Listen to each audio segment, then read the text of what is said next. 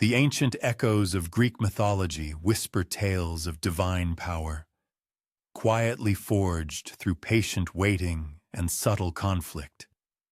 As the world settles into twilight, a journey begins into a time when the very foundations of existence were reshaped, not by thunderous battles, but by a methodical, decade-long war of wills. Imagine standing on a sun-drenched hillside in ancient Greece, where the evening mist gracefully embraces gnarled olive trees and the air is fragrant with wild thyme. Here, revered storytellers would gather, their voices soft and resonant, to weave narratives that predated humanity itself. Tonight, one such profound tale unfolds, the account of a war so protracted and deliberate that it spanned 10 full years, fundamentally altering the fabric of reality. Long before the familiar pantheon, before Zeus commanded lightning, Poseidon wielded his trident, or Hades ruled his shadowy domain, a different lineage of deities governed the cosmos. These were the Titans, whose dominion was characterized not by grand spectacle or dramatic upheaval, but by an unwavering, systematic order. Conceive of them as cosmic architects, each meticulously overseeing a distinct facet of reality with the diligent patience of a scholar organizing an immense library. Kronos, their sagacious leader, operated with the precision of a master clockmaker, ensuring the relentless march of time. His consort, Rhea, embodied the Earth's boundless fertility, nurturing the slow ascent of mountains and the gradual carving of river valleys. Their sibling, Oceanus, managed every drop of water encompassing the known world, from the delicate morning dew to the boundless, enigmatic seas stretching beyond the horizon. For countless ages, this intricate system functioned flawlessly. The Titans maintained the cosmic order with the expertise of seasoned gardeners tending a vast estate. Their rule was not predicated on fear or ostentatious displays. They simply existed, as immutable and dependable as the rising sun. Each dawn, Helios would guide his radiant chariot across the heavens, not in a fiery rush, but with the steady, measured pace of one who had traversed this path countless times and would continue to do so for eons to come. Yet, change, like water inexorably eroding stone, often unfolds so imperceptibly that its progression goes unnoticed until, suddenly, everything is transformed. Deep within the earth, in subterranean chambers untouched by sunlight, a new force was stirring. Not with cataclysmic earthquakes or cosmic explosions, but with the quiet, persistent vitality of seeds germinating in fertile darkness. The Titans faced a burgeoning challenge they had not yet fully comprehended. Some among them had begotten children, younger gods who were beginning to perceive the world through a different lens. These were not impetuous youths seeking rebellion for its own sake. They were thoughtful entities who had spent centuries observing their elders, slowly and quietly arriving at the conviction that a more efficacious method of cosmic governance might exist. Zeus, though still youthful by divine standards, already exhibited the profound patience that would define his future reign. He would often spend decades atop mountaintops, simply observing. He noted how his father, Kronos, governed through meticulous control, resisting unexpected shifts and stifling the kind of creative dynamism that could lead to novel discoveries. It was an effective system, but Zeus began to ponder if it was truly the sole path. His siblings shared these nascent doubts.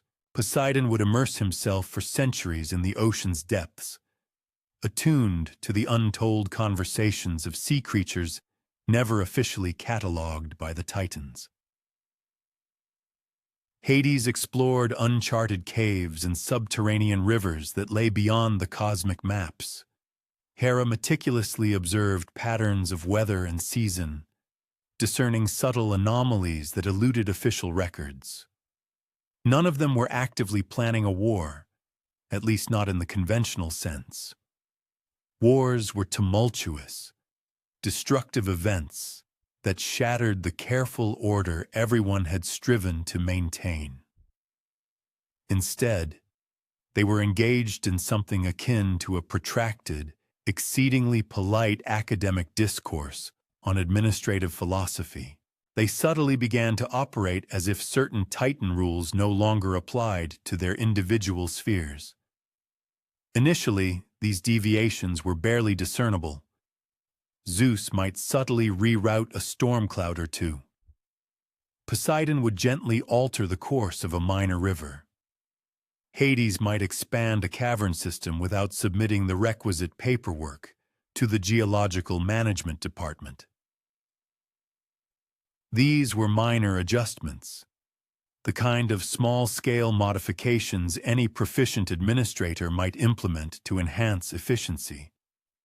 However, the Titans had constructed their entire system upon the fundamental principle that change must only occur through authorized channels, following meticulous consideration and unanimous consent. Even the most minuscule unauthorized modification was akin to discovering hairline fractures in what was presumed to be an unblemished foundation. Kronos, with his unwavering focus on temporal mechanics, was the first to detect that some of his meticulously crafted schedules no longer precisely aligned with reality. The response was precisely what one would anticipate from efficient cosmic administrators. They convened a meeting. Envision the most formal bureaucratic assembly imaginable, held within a conference chamber the size of a small mountain, where Titans sat around a table vast enough to serve as a landing strip for mythical flying creatures, had any yet existed. The deliberations were courteous, exhaustive, and utterly refined. Kronos articulated his concerns regarding unauthorized temporal adjustments. Oceanus reported certain irregularities in his water management ledgers.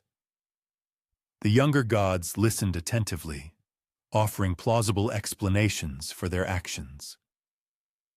They asserted they were not being defiant. Rather, they were merely exhibiting innovation within the parameters of their assigned responsibilities. This respectful disagreement persisted for several centuries. The Titans would issue gentle admonitions. The younger gods would acknowledge the feedback and continue to implement subtle enhancements to their work. Both factions maintained impeccable professional decorum while becoming increasingly convinced that the opposing group fundamentally misapprehended the proper functioning of reality. Eventually, even the most patient administrator reaches a point where gentle corrections are no longer adequate. The Titans began to contemplate more formal measures. Not precisely punishment, but perhaps an administrative restructuring designed to provide enhanced oversight of the younger generation's burgeoning creative impulses. Meanwhile, Zeus and his siblings had been conducting their own clandestine meetings in various picturesque locations across the Mediterranean. Their discussions, too, were perfectly civil, but they were gradually arriving at their own conclusions regarding the necessity of administrative restructuring. They were not plotting an overthrow, they assured themselves. They were simply preparing to institute a more flexible management paradigm. And so commenced what would later be known as the Titanomachy, not with declarations of war or dramatic confrontations, but with two factions of cosmic administrators slowly realizing that their fundamental visions for the universe's management were irreconcilably incompatible. It was a conflict that germinated slowly, quietly, akin to a philosophical debate that gradually escalates in importance, until everyone's entire identity hinges on validating their perspective. As one drifts towards slumber tonight, imagine that ancient Greek hillside where these foundational tales were first recounted. Feel the cool evening air carrying the fragrant essence of wild herbs. Listen to the gentle rustle of olive leaves in the breeze, and contemplate what it must have been like when gods approached conflict with the measured patience of scholars, taking years to render decisions that would utterly reshape the very nature of existence. What truly happens when two groups of immortal beings discover an unresolvable fundamental disagreement? Tomorrow night, we'll delve into the story of one particular Titan whose profound fear of the future would compel him to make choices that, at the time, seemed perfectly rational, yet would ultimately guarantee the very outcome he desperately sought to avert. As the initial murmurs of divine discord echoed through the cosmic bureaucracy, one Titan found himself restless during the hours when even immortal beings typically found repose. Kronos, the meticulous guardian of time, had always prided himself on his systematic approach to problem-solving. But now, for the first time in millennia, he was experiencing an entirely unfamiliar sensation: profound worry.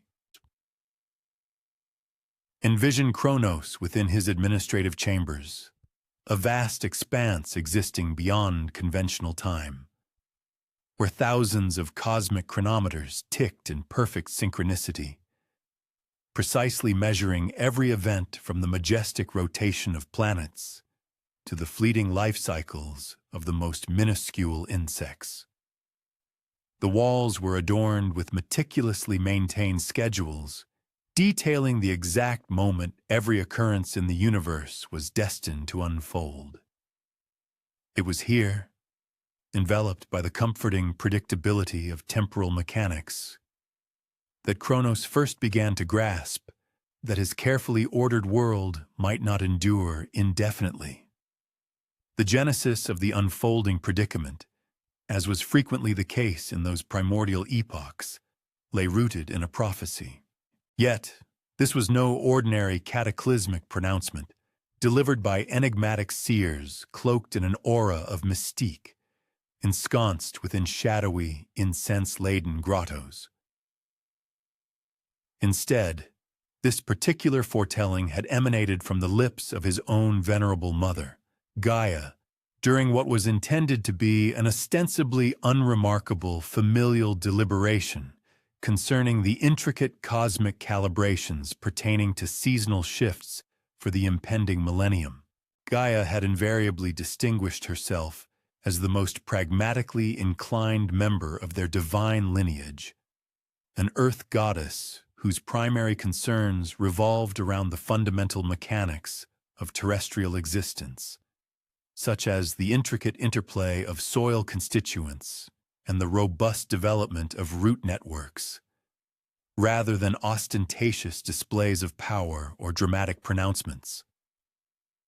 When she uttered with an almost disarming nonchalance that one of Kronos' offspring would, in due course, succeed him as the primary cosmic administrator, she conveyed this momentous news with the same unflappable, prosaic demeanor she might typically employ to discuss the methodical planning of agricultural cycles.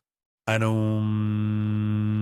is simply the natural order of things, she had elucidated, her voice imbued with a serene yet undeniable gravitas, characteristic of an entity who had been a silent, enduring witness to the inexorable recurrence of cosmic paradigms across innumerable epochs. She elaborated, "The very frameworks of governance undergo perpetual metamorphosis. Innovative paradigms of stewardship invariably emerge. The younger generation, by its very nature, introduces novel viewpoints and invigorated insights to established systems. So, for the majority of cosmic entities, this revelation might have served as a comforting reassurance, a subtle intimation that the currents of transformation, though ultimately inescapable, typically unfold with measured deliberation and frequently culminate in overall amelioration. However, Kronos was far from the typical cosmic entity. He presided as a time god, having devoted an eternity to the meticulous preservation of impeccable chronologies, ensuring that every cosmic event occurred with unimpeachable punctuality. The mere prospect of unforeseen shifts in administrative dominion filled him with a profound apprehension rooted in the disruption of temporal order, a form of temporal anxiety he had never before encountered. He began to spend his contemplative moments consumed by an incessant series of intricate computational exercises, endeavoring to pinpoint the precise temporal juncture at which this foretold shift in cosmic stewardship might occur. His sophisticated chronometers possessed the capability to accurately prognosticate the exact instant when remote stellar bodies would exhaust their incandescent brilliance, when colossal geological formations would inexorably succumb to attrition, dissolving into mere particulate matter, or when whole biological classifications would undergo profound speciation, transforming into entirely distinct entities. Yet, they remained stubbornly silent regarding which of his children would eventually ascend to challenge his established dominion, or by what means, or precisely when. This gnawing ambiguity manifested as a persistent, subtle throb within his divine consciousness, an unbearable burden for a being whose very essence was predicated upon the absolute foreknowledge of impending occurrences. Kronos, consequently, found himself scrutinizing his progeny with the meticulous vigilance of an individual attempting to discern nascent difficulties before their escalation into full-blown existential predicaments. He observed Hades delving into subterranean realms, conspicuously absent from any sanctioned cartographical records.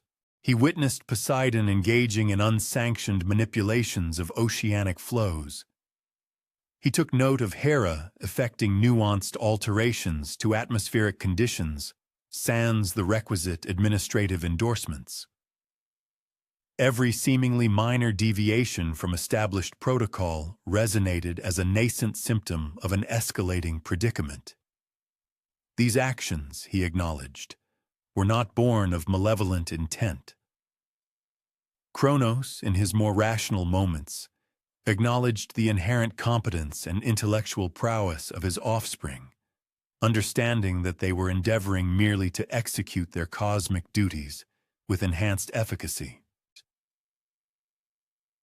Nevertheless, their propensity for altering ingrained methodologies without adherence to prescribed administrative pathways implied a profound disregard for the meticulously calibrated equilibrium that ensured the seamless operation of the cosmos. The ultimate solution, when it manifested as an impeccably rational deduction within his divine intellect, appeared entirely sound. If the core issue stemmed from the premise that his progeny might, in due course, accrue sufficient potency to contest his supreme administrative prerogative, then the self-evident remedy lay in precluding their ascent to such formidable echelons of influence in the first place. This would be achieved not through methods of severe retribution or overt theatrical antagonism, but rather through a straightforward, procedural modification that would ensure their secure sequestration within controllable boundaries. Kronos, therefore, resolved upon the extraordinary measure of ingesting his progeny. Now, to an external observer, this could appear as a brutal, impetuous act, yet from Kronos' own perspective, it represented an astonishingly benign resolution to a multifaceted managerial quandary. He had no intention of annihilating his offspring. Such an act of obliteration would prove profoundly inefficient and generate superfluous logistical complications. Instead, he was merely reassigning them to a protected locus where they would be utterly precluded from instigating unforeseen impediments to the seamless functioning of cosmic mechanisms. From within the capacious confines of his celestial anatomy, his children would be assuredly secure and utterly unmolested. They would persist in their ontological state, exercise their cognitive faculties, and hone their nascent aptitudes. But critically, within a meticulously regulated milieu, where their burgeoning creative impulses could not inadvertently compromise the intricate gears that sustained the fabric of actuality. It was, Kronos reassured himself, a provisional prophylactic protocol designed to safeguard the paramount welfare of all involved parties. The process itself unfolded with an astonishing lack of fanfare or theatricality. As each child made their entrance into existence, Kronos would simply retrieve them with the meticulous exactitude characteristic of an individual manipulating highly fragile apparatus, part his divine jaws, and, with an almost surgical efficiency, consume them in their entirety. Absent were any overt expressions of wrath, any acts of overt aggression, or any bombastic declarations concerning dominion or preordained fate. It was simply a father executing what he perceived as a judicious course of action to simultaneously safeguard his progeny and uphold his onerous cosmic obligations. Rhea, his divine consort, regarded this peculiar modus operandi with a degree of apprehension. Her disquiet stemmed not from an imputation of malevolence on Kronos's part. Indeed, she comprehended the rationale underpinning his actions and acknowledged his unwavering dedication to preserving cosmic equilibrium. But rather, she mused upon the potential existence of alternative methodologies that eschewed such extensive internal sequestration of their offspring. Her mild, tentative propositions concerning the possible development of a protected celestial creche or the implementation of a formalized program of guided tutelage were invariably countered by Kronos's unhurried expositions regarding the imperative of mitigating potential hazards and optimizing bureaucratic efficacy. As eons elapsed, the meticulously implemented system appeared to operate with flawless precision. Every nascent offspring was promptly and securely sequestered upon their advent, thereby preempting any conceivable future discord in governance. Kronos's meticulously crafted temporal plans remained impeccably accurate. His vast celestial undertakings proceeded unimpeded, and the cosmos preserved its fastidiously structured equilibrium. Within the hallowed precincts of his celestial being, his progeny progressed through their developmental stages within what amounted to an exceedingly privileged, albeit unconventional, pedagogical setting, assimilating the fundamental tenets of existence through an introspective, internal vantage point, while simultaneously being rendered utterly incapable of effecting unsanctioned alterations to the overarching cosmic mechanisms. However, Rhea, endowed with the Earth Goddess's innate comprehension of the inexorable rhythms of nature, perceived that this seemingly efficacious remedy might, paradoxically, be engendering novel complications, even as it ostensibly resolved prior ones. While the children no longer posed an immediate threat of external disarray, they were simultaneously deprived of the opportunity to assimilate the operational protocols of existing frameworks. Conversely, they were cultivating their distinct philosophies concerning celestial stewardship, entirely sequestered from the prevailing governmental paradigms. She initiated discreet dialogues with other members of the divine family concerning the enduring viability of Kronos' unconventional methodology. Her venerable mother-in-law, Gaia, listened with the sagacious contemplation of an entity who had witnessed innumerable shifts in governance across countless millennia. The older goddess, with a subtle perspicacity, elucidated that ancient prognostications possessed an inherent propensity for self-actualization, irrespective of the most meticulously erected safeguards intended to thwart their manifestation. Sometimes, Gaia, ever the pragmatist, sagaciously remarked, "The very stratagems we deploy to circumvent an impending difficulty frequently prove to be the catalysts for the very predicament we sought to avert." Raya dedicated extensive periods to profound deliberation on this complex conundrum.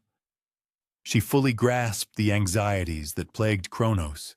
Indeed, the preservation of universal equilibrium constituted a truly vital undertaking that demanded both meticulous precision and an unwavering deference to preordained protocols. Yet, she also understood that her offspring were cultivating their distinct aptitudes and unique epistemological frameworks, and that the time would inevitably arrive when their engagement in the administration of the cosmos would become indispensable, regardless of Kronos' preparedness for such a transition of authority. When she found herself once more in a state of divine gestation, Rhea confronted a momentous choice. She could permit Kronos to perpetuate his established containment strategy, thereby guaranteeing the emergence of yet another lineage destined for sequestered, albeit divinely endowed, maturation. Alternatively, she could embark upon an alternative methodology, one that simultaneously recognized the paramount significance of universal equilibrium and the inescapable progression of governmental paradigms. One could only begin to comprehend the immense gravity of such deliberations, the profound burden of these choices, necessitating a delicate equipoise between safeguarding nascent potential and fostering unhindered maturation, between upholding established cosmic order and facilitating organic progression. Rhea, it is imagined, traversed ethereal groves bathed in lunar luminescence, her being keenly attuned to the burgeoning vitality within her, pondering decisions destined to reshape not merely her immediate divine kin, but the very foundational principles of celestial dominion. It is often posited that the most profound act of parental affection involves bestowing upon offspring the autonomy to forge their individual destinies, even when such a trajectory inevitably steers them into uncharted territories of unpredictability. The narrative would soon unfold, revealing how a particular sequestered infant would mature far removed from the meticulously structured existence of his paternal domain, assimilating experiences and insights that would singularly equip him for an entirely distinct modality of celestial superintendence. Ultimately, Rhea's resolve crystallized around the principle of faith in potential over the rigid confines of absolute security. Though her decision would require a stratagem of intricate subterfuge, born of the profound desperation unique to a mother safeguarding her progeny. Upon the predestined moment of her youngest child's parturition, she journeyed to a distant remove from Kronos' chronological command center, seeking refuge on the storied island of Crete, where primeval caverns had, over geological epochs, sculpted themselves profoundly into the calcareous rock formations of the mountains, their existence veiled from even the most advanced and pervasive celestial surveillance networks.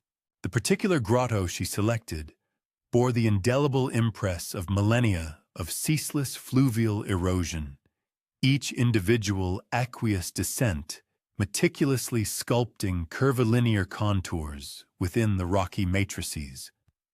Its interior was illuminated by limpid basins fed by subterranean aquifers, which captured and retransmitted the attenuated luminescence permeating from the supernal realm.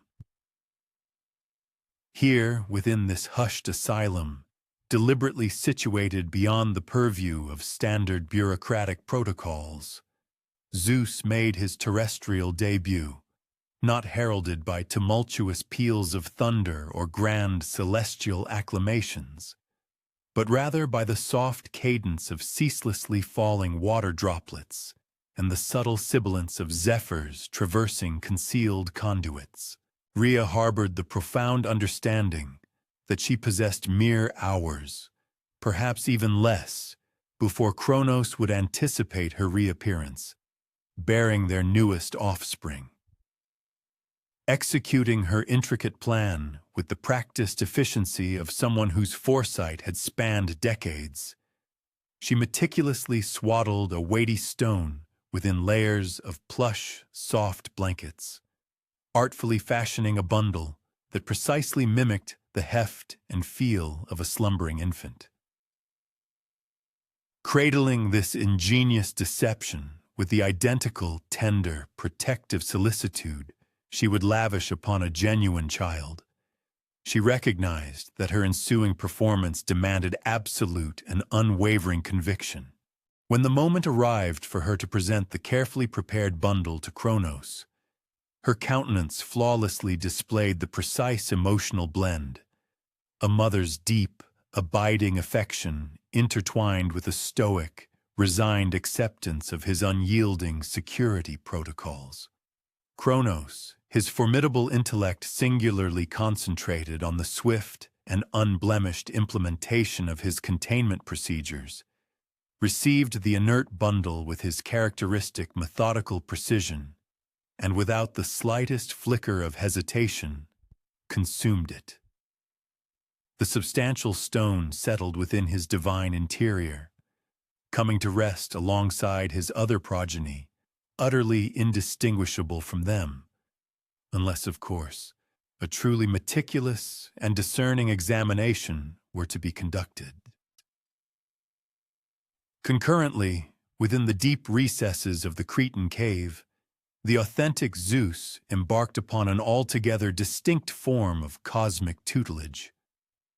Far removed from the rigid confines of precise schedules and formal administrative directives, his nascent mind was instead cultivated in the profound arts of adaptation and resourcefulness.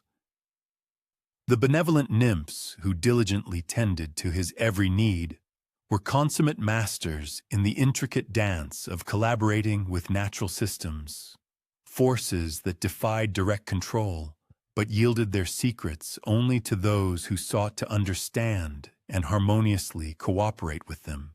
They imparted to him the crucial ability to discern the subtle shifts in atmospheric pressure that heralded approaching weather fronts, to interpret the cyclical patterns governing seasonal water levels, and to align his actions with the inherent flow of natural energies, rather than attempting to impose an artificial, unyielding order upon them.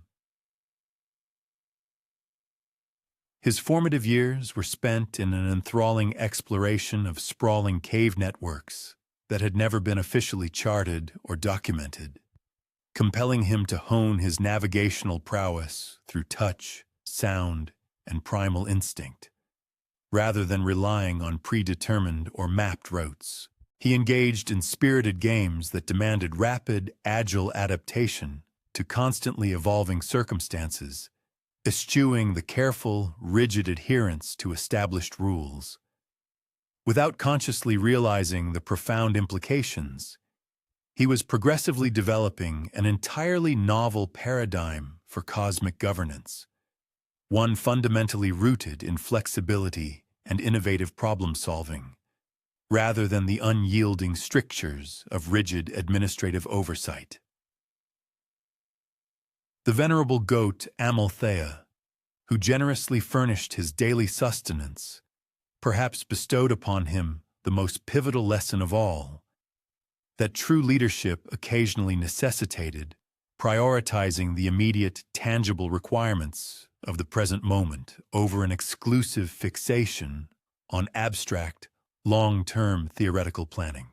She demonstrated through her unwavering care that an effective leader remains acutely attuned to whether every individual under their charge is genuinely receiving the provisions essential for their flourishing, rather than merely ensuring that official systems are functioning strictly according to predetermined specifications. As Zeus transitioned from infancy through childhood into young adulthood, a dawning realization began to illuminate his understanding. His singularly unconventional upbringing was meticulously preparing him for a destiny of immense significance. The nurturing nymphs would, on occasion, share whispered narratives concerning the broader cosmic panorama, the escalating tensions between the venerable traditional titans and the emergent younger generation of gods, the increasing inflexibility pervading established administrative systems, and the perilous ways in which an unyielding adherence to antiquated procedures was actively impeding necessary adaptations to an ever-changing cosmic environment. He absorbed tales of his siblings, securely contained within their father's formidable protective custody, yet tragically incapacitated from contributing their considerable capabilities to the complex tapestry of cosmic management.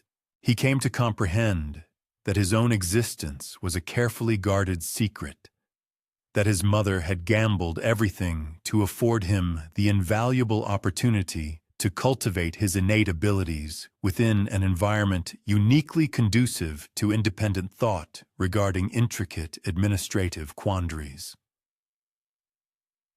Years elapsed within the hidden sanctuary of the cave, their passage marked not by the precise ticking of official chronometers, but by the immutable natural rhythms of seasonal transitions and the profound arc of personal maturation. Zeus cultivated the profound patience characteristic of an individual who has mastered the art of awaiting the opportune moment, rather than attempting to forcibly impose solutions according to inflexible, predetermined schedules. He assiduously refined the acute observational skills of someone who has learned to decipher complex systems through diligent, careful scrutiny, rather than merely consulting didactic instruction manuals. Crucially, he commenced to envision groundbreaking alternative paradigms for cosmic governance, methodologies that would seamlessly integrate the profound stability so highly prized by the Titans, with the essential flexibility necessitated by continuously shifting circumstances.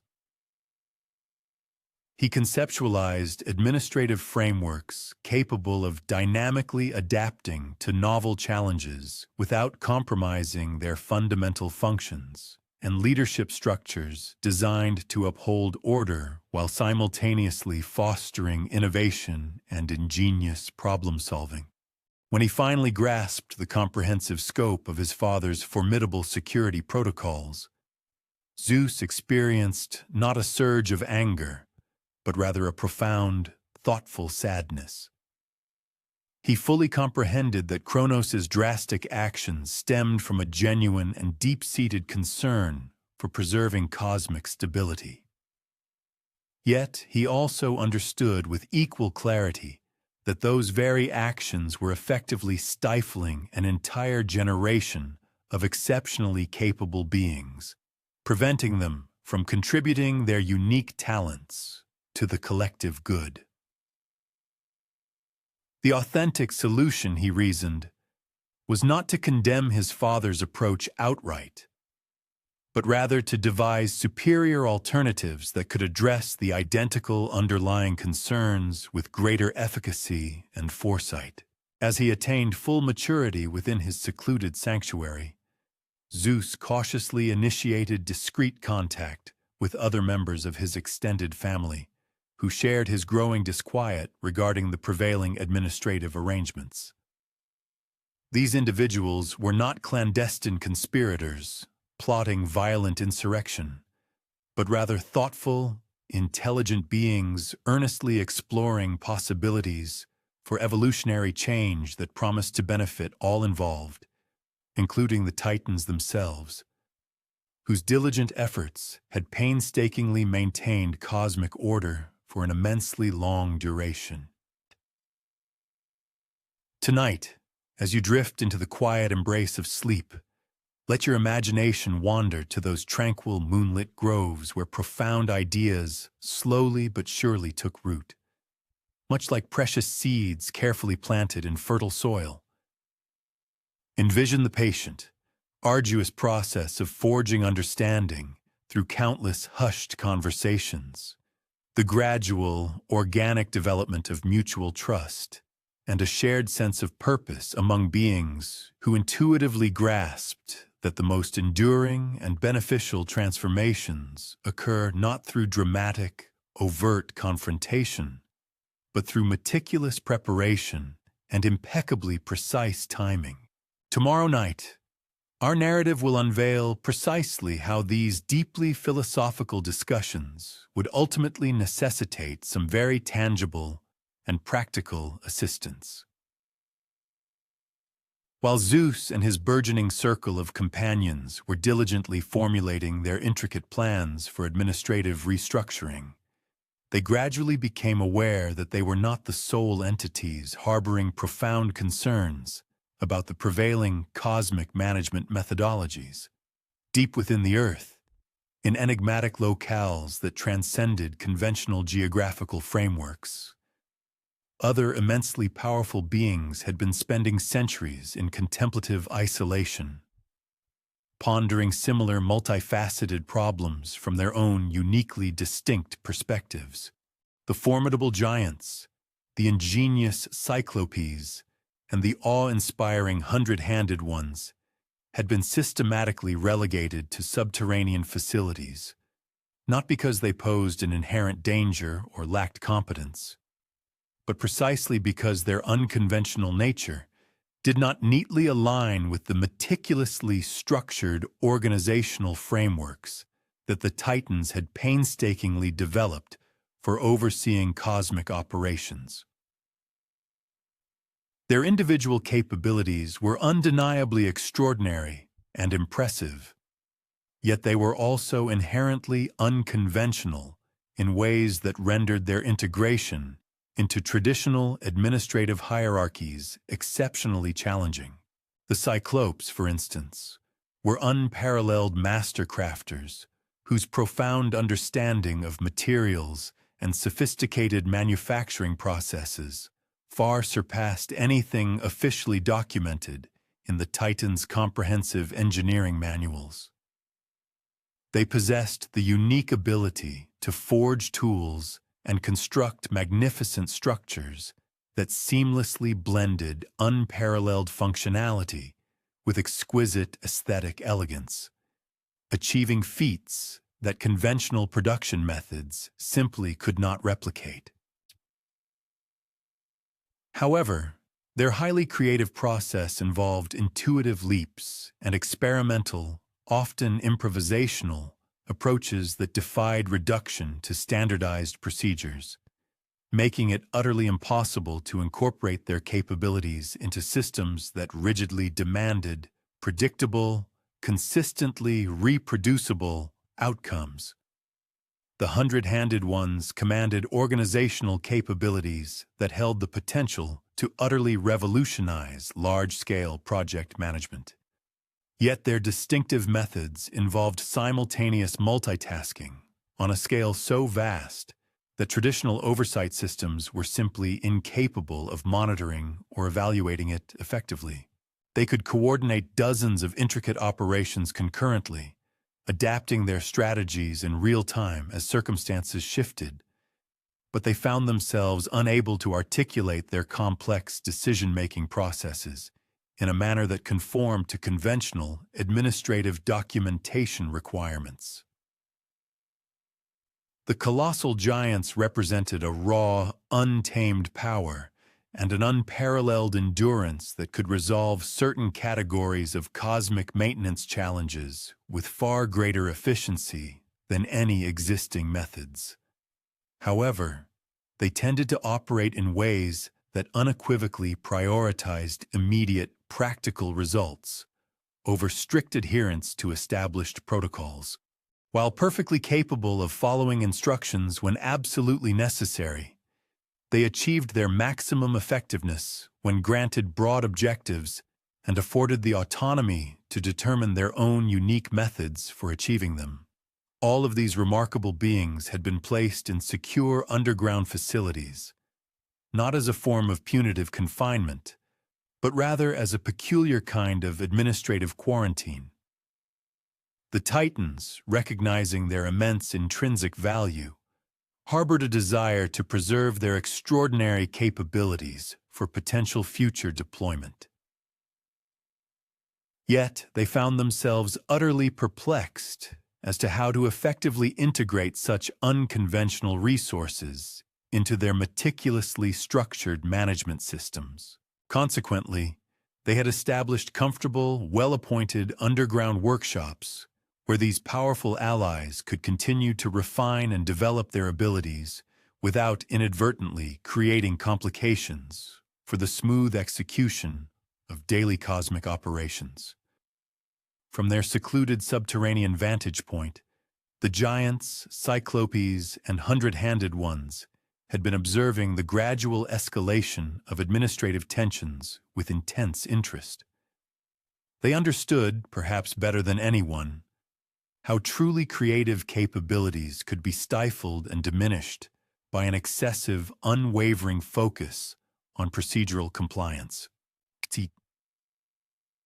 They had spent untold centuries honing their unique skills in isolation, perpetually imagining how their formidable abilities might contribute to the development of more flexible, dynamic, and ultimately more effective approaches to cosmic management. As Zeus embarked upon his meticulous quest for potential allies to support his ambitious administrative restructuring proposal, it was an undeniable certainty that the formidable residents of the underworld would eventually enter the conversation. The initial contact was not orchestrated through conventional diplomatic channels, but rather materialized from an elaborate, centuries-old tapestry of informal communications. This intricate network had slowly woven itself among various cosmic entities who, over vast stretches of time, had come to feel systematically marginalized and deliberately excluded from the formal processes of official decision-making that dictated the very fabric of their existence. The inaugural rendezvous between these disparate powers transpired deep within an immense subterranean chamber, a colossal space meticulously carved from the very heart of solid rock. This architectural marvel was the handiwork of the Cyclopes, employing engineering techniques so unique and profound that they remained entirely absent from any recognized or official architectural manuals. The cavern's vast expanse was not illuminated by artificial means, but by magnificent crystalline formations embedded within the rock itself, each generating its own soft, ethereal luminescence. This natural radiance bathed the chamber in a glow that was simultaneously functional, providing ample visibility for any undertaking, and exquisitely beautiful, imparting an almost sacred tranquility to the subterranean realm. Zeus, the paramount deity, found himself profoundly impressed, not merely by the sheer technical sophistication inherent in the environment's construction, but even more so by the compelling demonstration it offered, how an exquisite synergy of functionality and aesthetics could be achieved when creative capabilities were permitted to flourish without the stifling imposition of excessive bureaucratic constraints and rigid oversight. The discourse that unfolded in the depths beneath the earth was unlike any diplomatic negotiation witnessed in the annals of cosmic politics up to that pivotal moment. Rather than adhering to the rigid formalities of prepared presentations and officially sanctioned position statements, the exchange bore a striking resemblance to an organic, collaborative brainstorming session. In this unscripted forum, every participant was encouraged to contribute their unique perspectives and invaluable insights concerning the multifaceted challenges they all faced.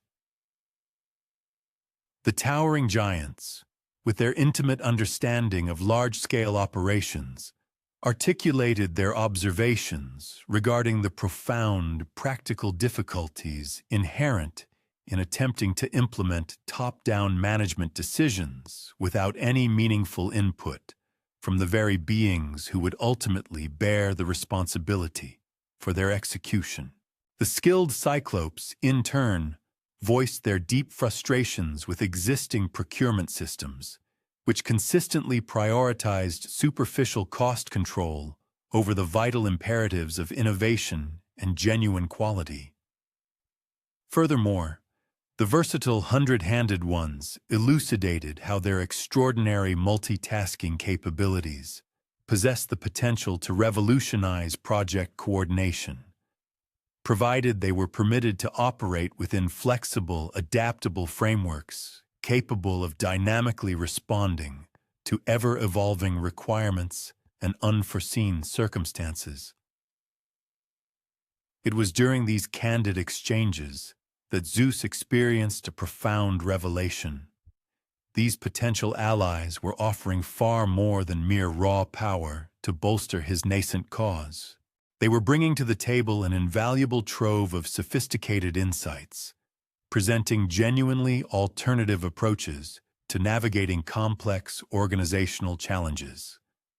Their prolonged and enforced isolation, spanning countless eons, had inadvertently afforded them the crucial time and mental space to meticulously develop groundbreaking ideas concerning the fundamental improvement of cosmic control systems.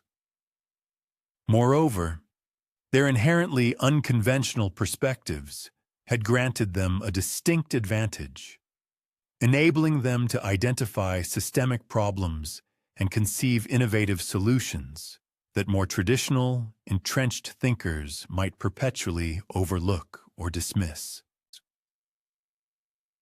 The alliance that gradually coalesced from these illuminating discussions was predicated upon a profound, shared commitment to the substantive improvement of cosmic management outcomes, rather than being fueled by personal ambition or a base desire for raw power.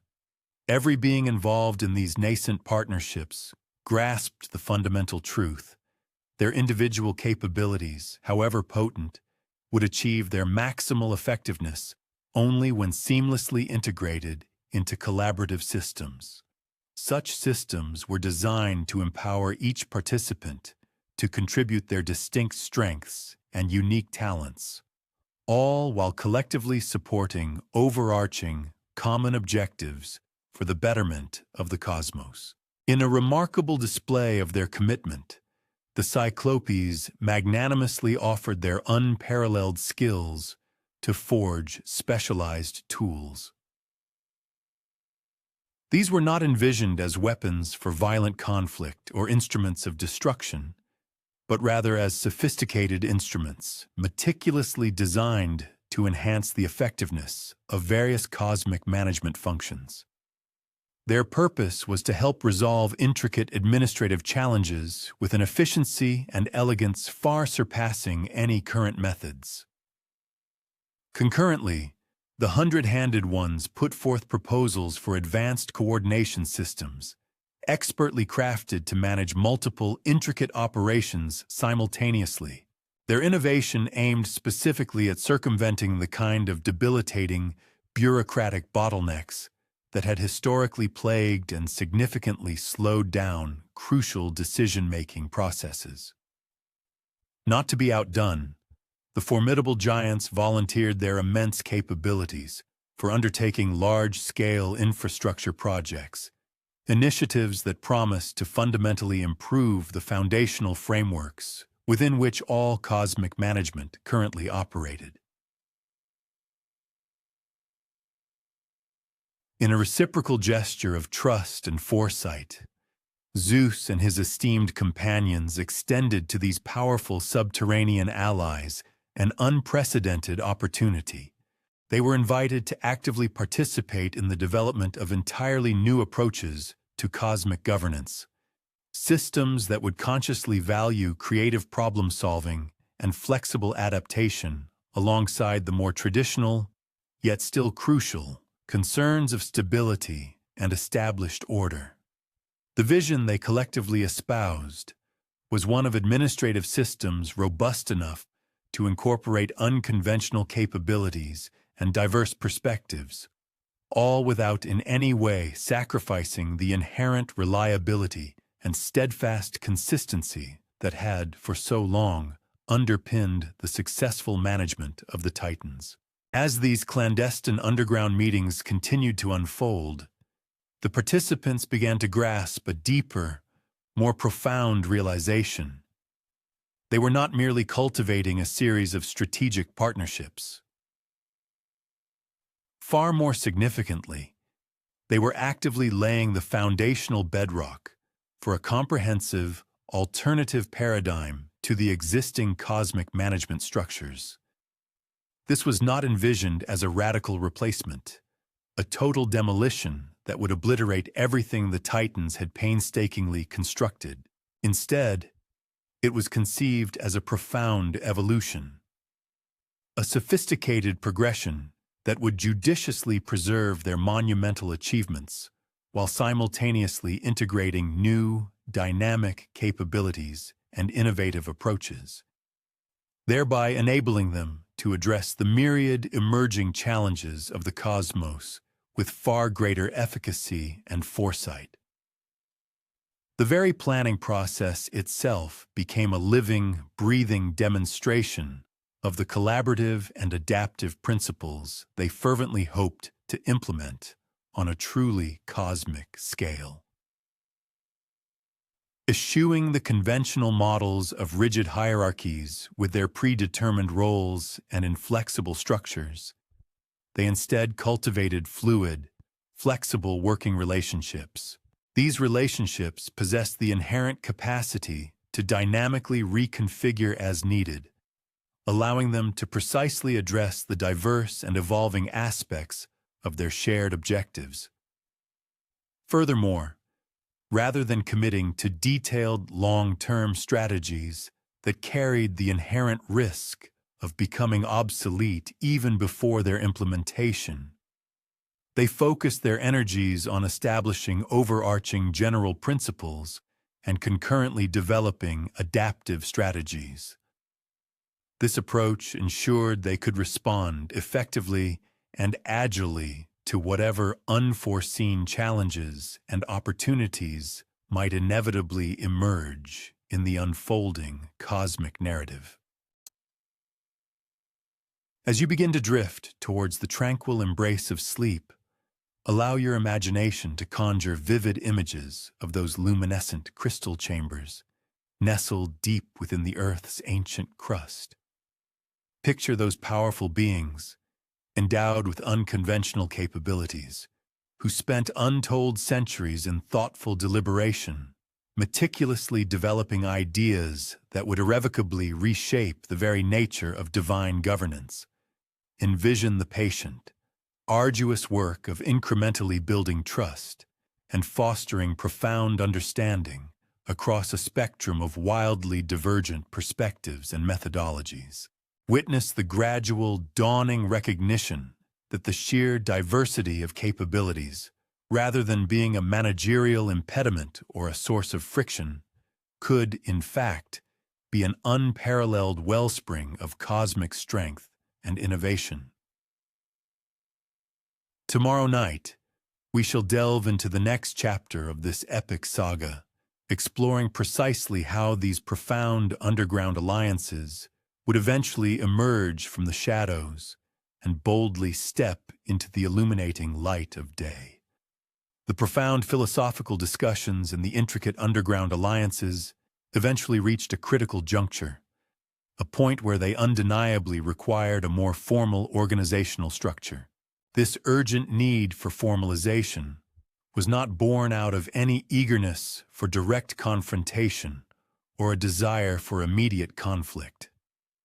Instead, it arose from the undeniable reality that the fundamental differences between the traditional, established approaches to cosmic management and these innovative, burgeoning methodologies had grown too significant, too divergent, to be effectively resolved through mere informal negotiations. Both sides, the Titans and Zeus's burgeoning faction, came to a mutual understanding, some form of structured process, a definitive framework, would be absolutely necessary to impartially determine which administrative methods and guiding philosophies would ultimately steer the intricate operations of the universe into the future. The deliberate choices for their respective headquarters served as potent physical reflections of the fundamental disparities embedded within their organizational philosophies. The Titans, staunch adherents to tradition, established their principal base of operations on the formidable Mount Othrys, a peak that quintessentially embodied every value they held sacred concerning proper cosmic control. The mountain itself presented a vision of perfect geometry, its majestic slopes ascending at precisely calculated angles. A striking demonstration of mathematical order meticulously imposed upon the inherent chaos of the natural world. Every single path leading up the mountain followed predetermined, rigorously surveyed routes, each painstakingly approved by specialized geological engineering committees. Furthermore, every structure erected on the summit adhered to exacting architectural standards, principles that had been refined and perfected over millennia to optimize both practical functionality and the powerful symbolic representation of their unchallenged authority. From their commanding vantage point atop Othrys, the Titans possessed the strategic ability to survey vast territories with the comprehensive perspective that they believed was absolutely essential for effective administration. Their elevated position allowed them to meticulously monitor compliance with all established procedures, swiftly identify any deviations from their approved protocols, and coordinate responses to various cosmic challenges with an unparalleled efficiency. This formidable efficiency was a direct consequence of their meticulously clear hierarchies and precisely defined responsibilities. Mount Othrys stood as an administrative epicenter, deliberately designed to powerfully demonstrate that cosmic order was not only an achievable reality, but also possessed an inherent beauty, particularly when every entity committed wholeheartedly to operating strictly within their established and revered systems. Zeus and his burgeoning coalition of allies, in stark contrast, established their headquarters on the majestic Mount Olympus, a peak that far better reflected their more fluid and adaptable approach to organizational challenges. Olympus, while indeed higher than Othrys, derived its impressive elevation from natural geological processes, rather than from any deliberate imposed engineering. Its slopes were characterized by their varied and often unpredictable nature, offering a multitude of paths to the summit, and thereby compelling travelers to adapt their routes dynamically based on constantly changing conditions and their individual capabilities. The buildings that gradually began to appear on Olympus were designed with a profound respect for the mountain's existing features, harmoniously integrating with the landscape rather than imposing predetermined, rigid architectural concepts upon it. The stark contrast between these two chosen locations was by no means accidental. It served as a powerful, tangible representation of a fundamental philosophical disagreement. This core divergence centered on whether truly effective management necessitated the forceful control of natural systems, or, conversely, a more enlightened approach of learning to work cooperatively and collaboratively with them. From their strategic position on Olympus, Zeus and his companions could observe the very same vast territories that the Titans vigilantly monitored from Othrys. However, their perspective was fundamentally different, emphasizing the intricate, interconnected complexity of those systems, rather than the rigid, hierarchical relationships that the Titans' administrative control unequivocally demanded. Ultimately, both mountains evolved into dynamic centers for intensive organizational development. As each side meticulously prepared to rigorously demonstrate the superior effectiveness of their respective approaches to cosmic governance, the diligent work proceeding on each peak bore a remarkably similar character in many fundamental ways. Both formidable groups were comprised of supremely competent, profoundly dedicated beings, all of whom were genuinely committed to the overarching objective of improving cosmic management outcomes. Both factions were actively engaged in formulating sophisticated strategies explicitly designed to address the myriad universal challenges that lay ahead. And both, in their own distinct ways, were meticulously creating intricate organizational structures, each specifically engineered to coordinate complex operations with maximum efficiency and undeniable effectiveness. However, the foundational principles guiding their respective endeavors diverged profoundly. On Othrys, the paramount objective was the meticulous refinement of systems capable of preserving steadfast stability and rigorous order, entirely independent of evolving circumstances.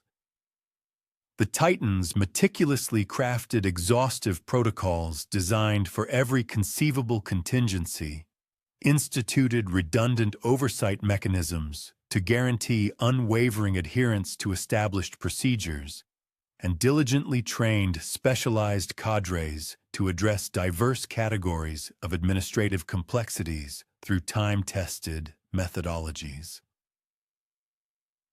Conversely, on Olympus, the primary emphasis centered on cultivating proficiencies that would facilitate agile adaptation to unforeseen challenges and emerging opportunities.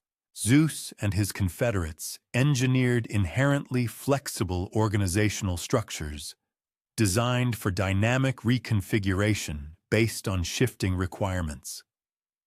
They furthermore articulated overarching principles intended to guide judicious decision-making in novel situations and assiduously nurtured both individual and collective competencies, empowering them to devise inventive solutions for problems hitherto unencountered.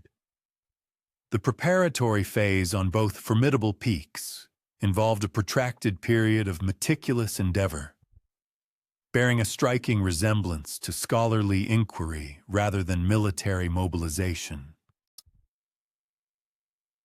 The Titans undertook comprehensive examinations of existing cosmic management frameworks, pinpointing areas where enhanced operational efficiency might be realized through superior coordination and more stringent oversight. They developed rigorous training curricula specifically designed to ensure that all personnel fully comprehended their assigned roles and responsibilities within established hierarchical constructs. Additionally, they engineered sophisticated communication networks capable of maintaining unfailing contact between disparate administrative departments, irrespective of prevailing cosmic conditions. Zeus and his companions, in parallel, dedicated their efforts to deciphering the intricate web of interdependencies connecting various cosmic systems. Their quest was to identify strategic junctures, or leverage points, where minor adjustments could precipitate substantial improvements in overall outcomes. They pioneered collaborative problem-solving techniques, adept at integrating diverse perspectives and capabilities to confront multifaceted challenges. Moreover, they instituted dynamic learning systems designed to assist all participants in acquiring novel skills and insights as circumstances continually evolved. Perhaps the most distinct manifestation of this ideological chasm lay in their respective approaches to forging alliances. The Titans extended invitations to various cosmic entities by proffering them precisely delineated roles within expanded iterations of existing administrative frameworks. Their propositions underscored the inherent security and steadfast stability derived from operating within proven systems, highlighted avenues for career progression contingent upon demonstrated competence in established procedures, and emphasized the profound satisfaction of contributing to the preservation of universal order. The Olympians, in stark opposition, engaged prospective partners by investigating how their unique capabilities might contribute to innovative solutions for shared challenges. Their deliberations predominantly focused on identifying common objectives and subsequently developing synergistic approaches capable of achieving those objectives with greater efficacy than any single entity or organization could accomplish autonomously. They ardently championed the creative possibilities that emerged when diverse perspectives and capabilities were seamlessly integrated into flexible, adaptive systems. Both strategies proved efficacious in garnering allegiance, yet they resonated with distinct categories of entities possessing divergent priorities and outlooks. The Titans secured allies among beings who esteemed predictability, unambiguous authority structures, and the gratification of executing essential functions with precision and reliability. The Olympians, conversely, attracted entities energized by creative challenges, collaborative problem-solving, and the opportunity to pioneer innovative approaches to complex dilemmas. As the organizational development process progressed on both mountains, it became progressively evident that the philosophical distinctions between the two factions were too deeply entrenched for amicable reconciliation through compromise or negotiation. Both sides recognized that their respective approaches to cosmic management represented legitimate yet fundamentally incompatible visions for the optimal organization and operation of universal systems. Consequently, some form of decisive process would be indispensable to determine which paradigm would ultimately guide future cosmic governance. The dawning recognition that formal conflict was becoming inevitable was met not with fervent anticipation, but with a somber realism on either side.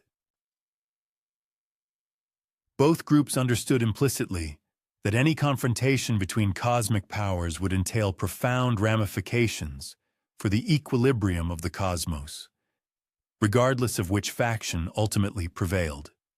Nevertheless, both also grasped that the prevailing situation, characterized by two fundamentally incompatible administrative philosophies vying for influence over the same systems, was inherently unsustainable in the long term. As you prepare for sleep, envision those two majestic peaks ascending into the celestial canopy, each embodying a distinct vision for how authority and responsibility might be structured and wielded. Picture the diligent, systematic endeavors unfolding on both mountains, as competent beings devoted their energies to principles they genuinely believed would culminate in superior outcomes for all involved.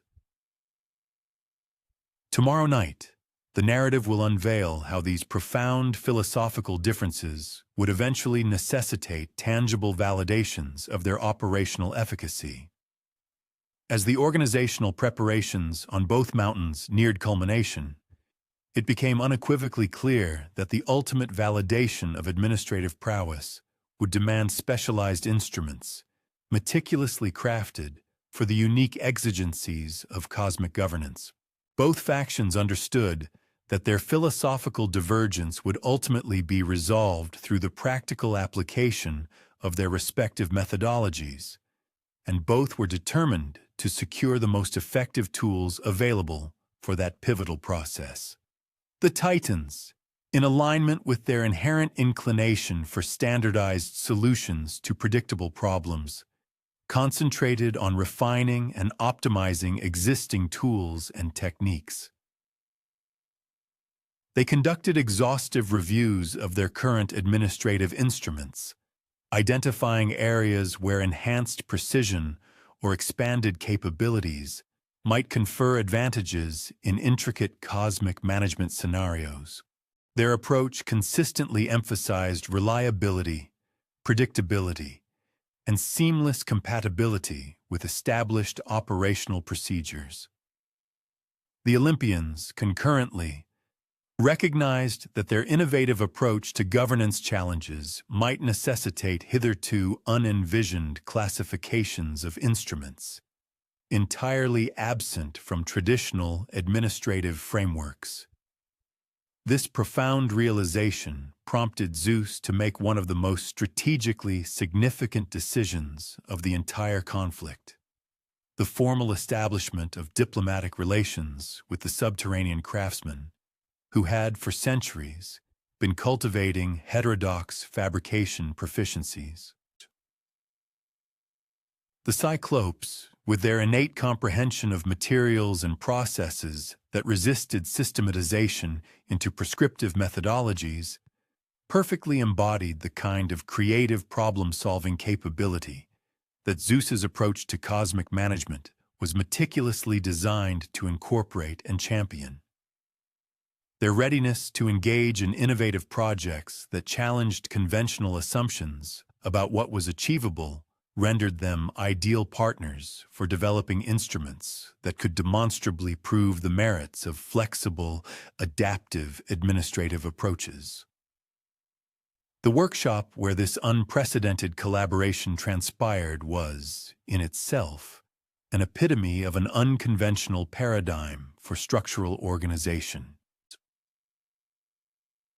In stark contrast to the carefully planned and rigorously regulated facilities employed by the Titans for their equipment development projects, the Cyclopes operated within spaces that had developed spontaneously across millennia to foster creative experimentation and pioneering manufacturing processes. This organic environment was intrinsically designed to adapt to whatever project was currently in progress, rather than demanding that projects conform to predetermined spatial limitations. The inaugural instrument they forged for Zeus was a novelty previously unseen within the annals of celestial governance, a thunderbolt capable of channeling and focusing divine energy with hitherto unmatched accuracy and adaptability. This was not conceived as a weapon primarily for destruction or intimidation, but rather as an instrument for demonstrating leadership through the dramatic, yet meticulously controlled, application of power. The Thunderbolt possessed the capacity to generate spectacular displays that would command attention and communicate authority. But it could also be deployed for practical applications, such as weather management, atmospheric purification, and the judicious distribution of energy to systems requiring additional potency. The very process of its crafting mirrored the synergistic, flexible tenets that Zeus aspired to implement in cosmic governance.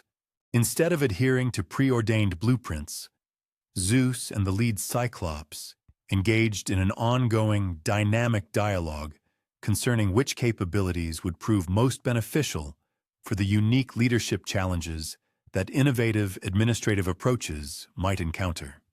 The design progressively evolved through iterative experimentation, with each prototype revealing fresh possibilities and new requirements that could be seamlessly incorporated into subsequent versions.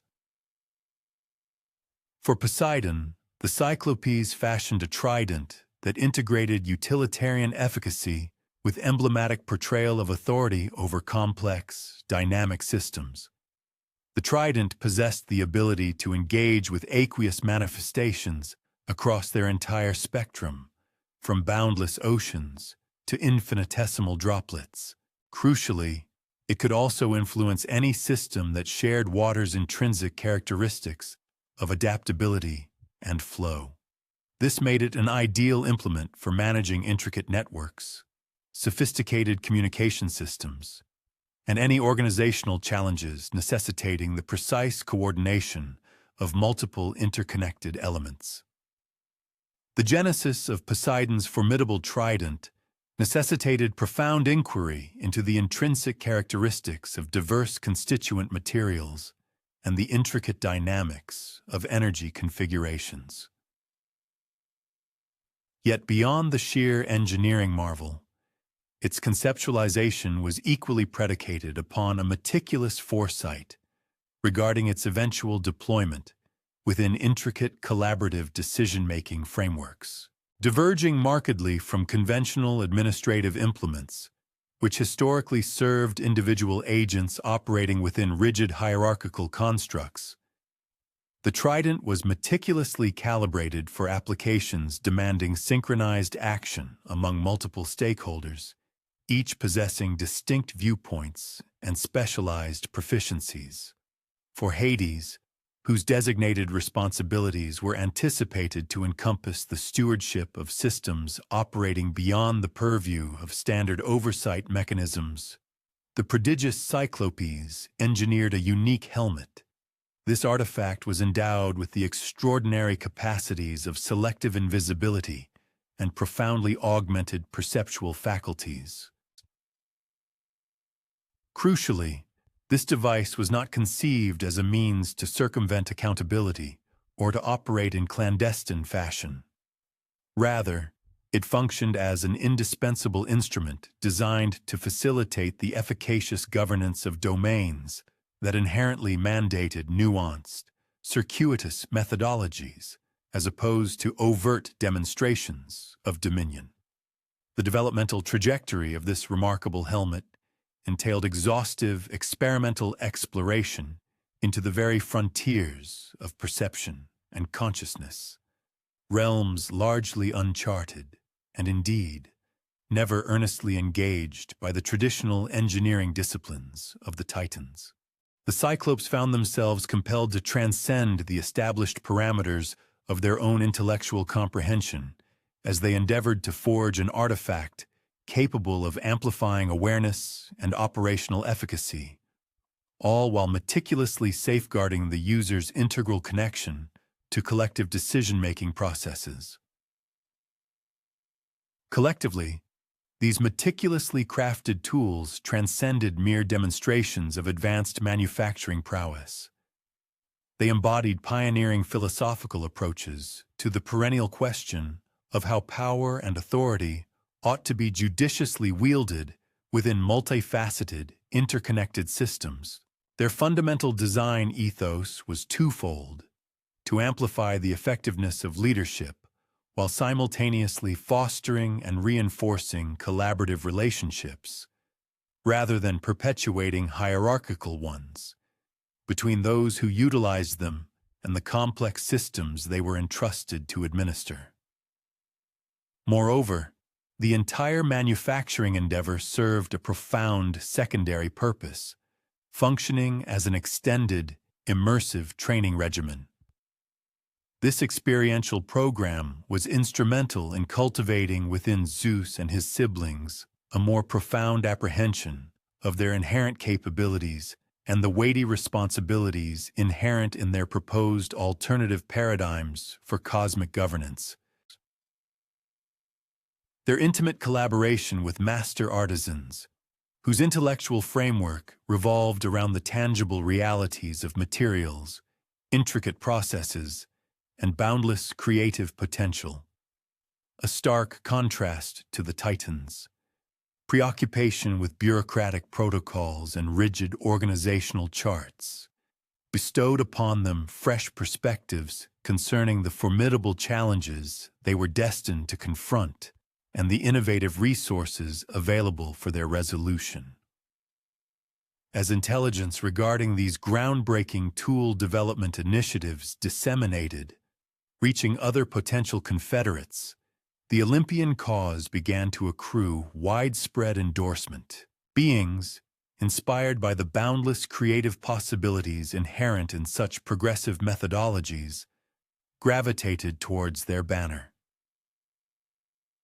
The tools themselves thus evolved into potent emblems of a fundamentally divergent philosophy concerning the very essence of power and responsibility, one that prioritized inherent capability and demonstrable effectiveness over inherited rank and arbitrary authority, championed collective problem-solving above autocratic individual control, and embraced adaptive innovation in lieu of unyielding adherence to antiquated, established procedures.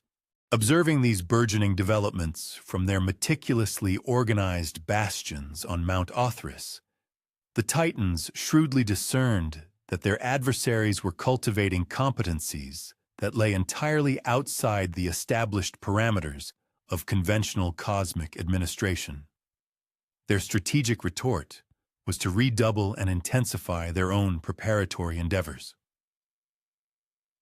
Their focus remained steadfastly on perfecting the unwavering reliability and exacting precision of time-tested, proven methodologies, resolutely eschewing experimentation with unverified innovations that carried the inherent risk of introducing unpredictable complications in exigent circumstances. Both formidable factions implicitly understood that their respective tool development projects were, in essence, practical exercises in applied philosophy. They served as tangible demonstrations of how their contrasting approaches to organizational challenges would manifest and perform under the crucible of demanding circumstances. The Titans meticulously refined instruments designed to enable them to uphold unwavering order and immutable stability, even amidst the most arduous conditions. Conversely, the Olympians were forging tools predicated on fostering dynamic adaptation and efficacious innovation, irrespective of the unforeseen situations they might inevitably encounter. As one contemplates repose this evening, one might conjure images of the gentle luminescence emanating from forge fires, their soft glow reflected upon crystalline walls.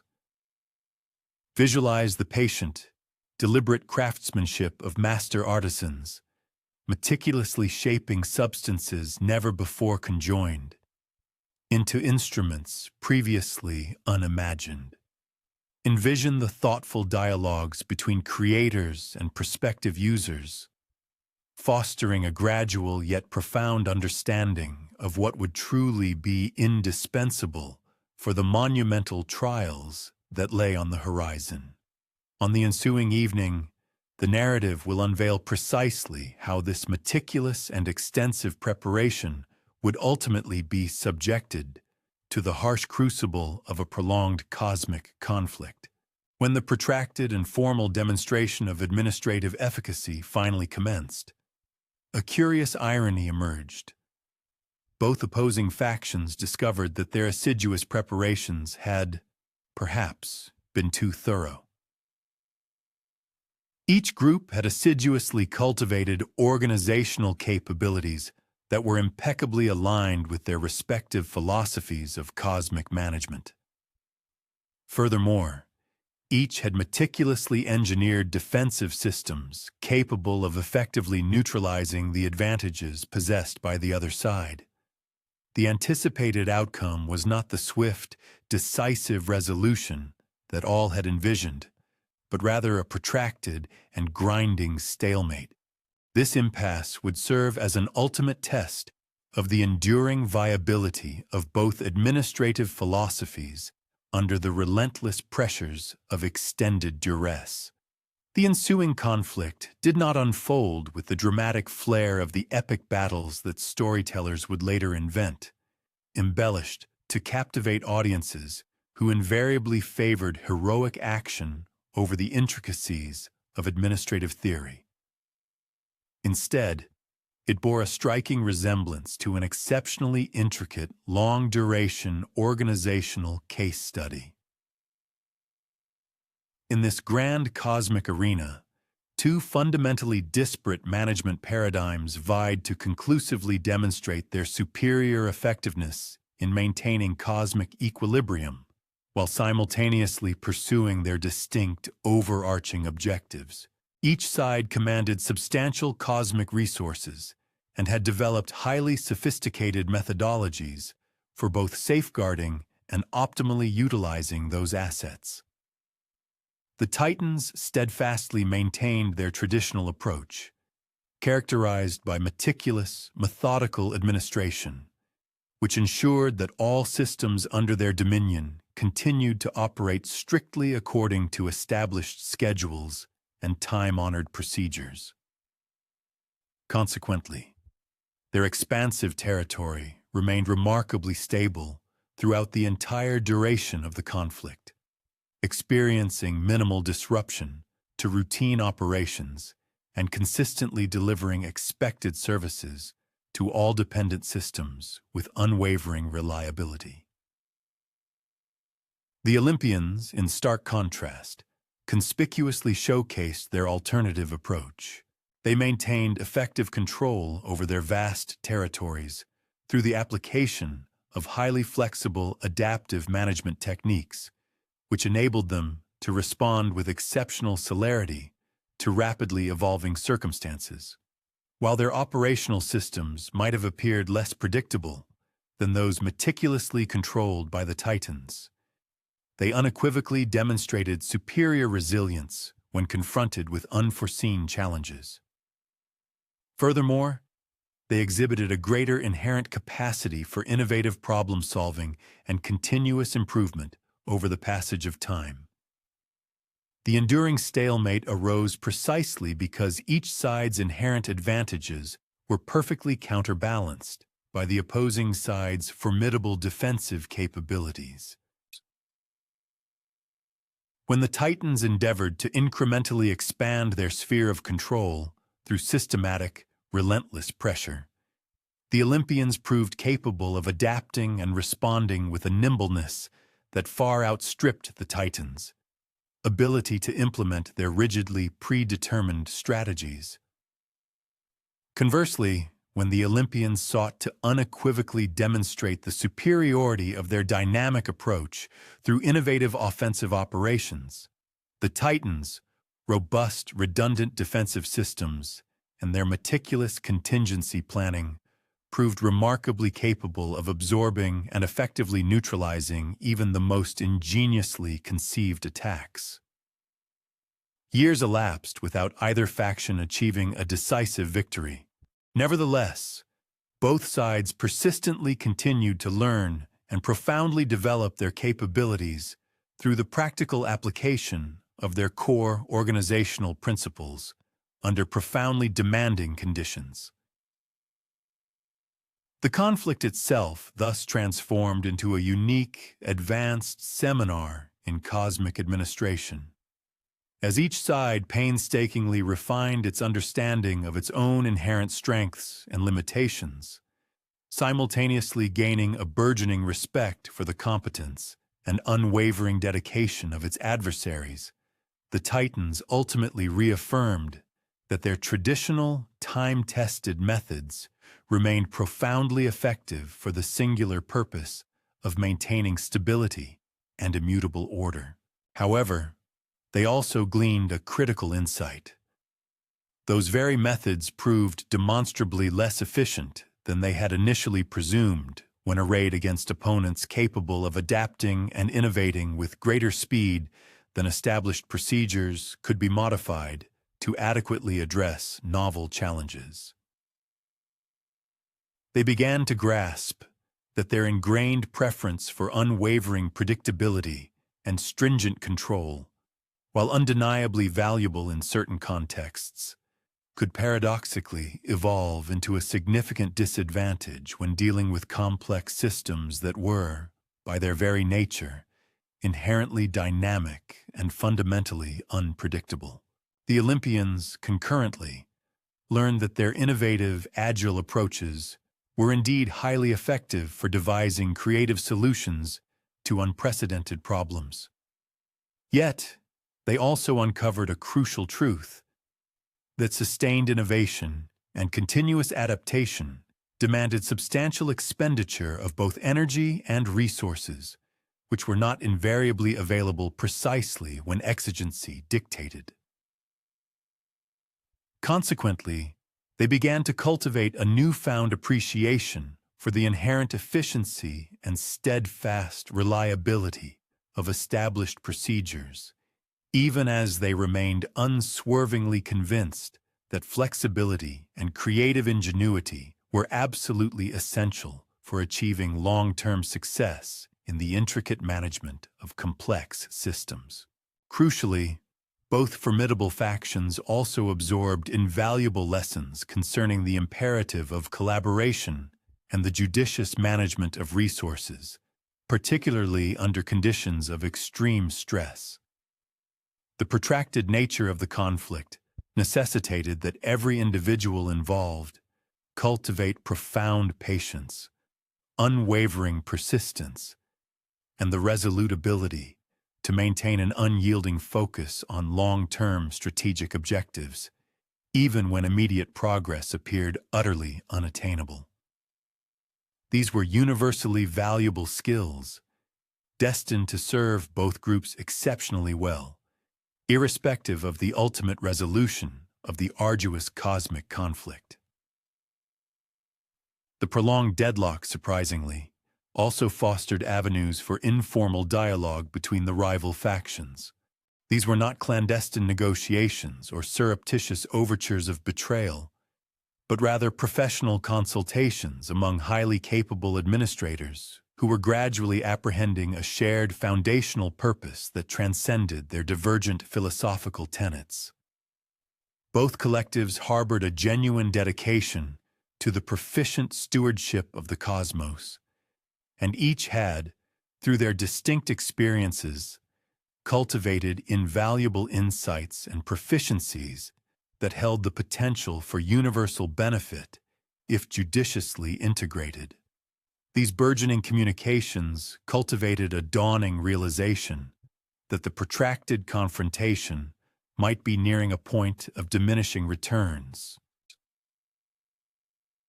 While each side had effectively showcased the merits of its particular methodology amidst formidable trials, neither had conclusively demonstrated such an overwhelming superiority that the opposing approach warranted complete abandonment. The core inquiry, therefore, began to transition from a quest for absolute triumph to a more nuanced consideration of how to engineer a resolution that judiciously preserved the valuable aspects inherent in both administrative paradigms. Furthermore, the extended duration of this cosmic contention engendered significant challenges in sustaining universal equilibrium, especially in vast regions not under the direct purview of either dominant power. A multitude of cosmic systems demanded unwavering attention and meticulous upkeep, irrespective of the ongoing administrative disputes. Consequently, the considerable resources funneled into the conflict were progressively eroding the overall capacity for routine cosmic management operations. Both factions thus understood that their paramount responsibility to maintain universal constancy might ultimately compel them to devise methods of reconciliation that did not hinge upon a decisive victory for either philosophical stance.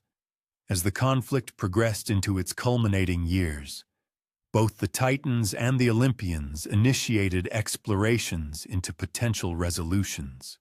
These solutions aim to acknowledge the legitimate strengths embedded within each administrative philosophy, concurrently establishing clear and robust frameworks for cosmic governance that could function effectively regardless of underlying ideological divergences. Such inquiries were rendered complex by the substantial investment of resources and unwavering effort each side had committed to their respective positions, making any form of compromise appear akin to a betrayal of their fundamental tenets. The pivotal breakthrough, when it eventually manifested, would not be born from a military conquest or a negotiated capitulation. Instead, it would emerge from an unforeseen recognition of elements that neither side had adequately factored into their strategic deliberations. The eventual intervention of older, more fundamental cosmic forces, whose vested interests in universal stability profoundly transcended the specific administrative techniques employed to uphold it, would ultimately furnish the essential context for resolving what had previously seemed an unbridgeable schism. However, prior to the emergence of such a resolution, both contending parties would first need to confront the profound weariness and severe resource depletion that inevitably accompanied an extended conflict, irrespective of the competence and professionalism with which it was managed. Even cosmic entities, endowed with vast capabilities, discovered that prolonged competition necessitated significant concessions and intricate adjustments that could fundamentally alter their foundational approaches to the very challenges they sought to address. As you begin to drift towards slumber, endeavor to envision the profound, patient fortitude indispensable for such a protracted undertaking, the incremental accrual of wisdom and insight that stems from an unyielding dedication to formidable objectives. Picture the deliberate realization that certain dilemmas demand far greater temporal investment and unwavering resolve than an initial surge of optimism might imply, and that the most significant triumphs occasionally manifest in forms markedly distinct from the preconceived notions held at the outset of the endeavor. On the following evening, the narrative will pivot to delve into the lived experiences of those who navigated this monumental cosmic transition, viewed through a more intimate and individual lens. Meanwhile, while cosmic administrators were engrossed in their protracted ideological exposition atop remote celestial peaks, quotidian existence across the universe proceeded with the unfaltering cadence upon which beings of all kinds had grown reliant. The contention between differing governance methodologies held significant import for the overarching trajectory of cosmic management. Yet it exerted a surprisingly minimal influence on the immediate, everyday realities of the overwhelming preponderance of entities, whose fundamental requirement was merely dependable infrastructure and foreseeable circumstances to advance their individual pursuits and evolutionary progress. This pervasive continuity stood as perhaps the most compelling evidence of the inherent efficacy within both administrative frameworks. Despite profound divergences in their philosophies of governance, both the Titans and the Olympians steadfastly upheld their dedication to preserving the vital services essential for the seamless operation of universal mechanisms. The celestial orb continued its diurnal ascension and descent with unwavering regularity according to established schedules. The annual cycles of nature unfolded in their anticipated sequences. Hydrological networks maintained their established conduits, and the foundational physical statutes dictating phenomena from nascent stellar genesis to botanical proliferation endured with unshakable constancy and trustworthiness. For the majority of cosmic denizens, The primary manifestation of the persistent administrative rivalry was perceived not as disruption, but as nuanced enhancements across diverse universal systems.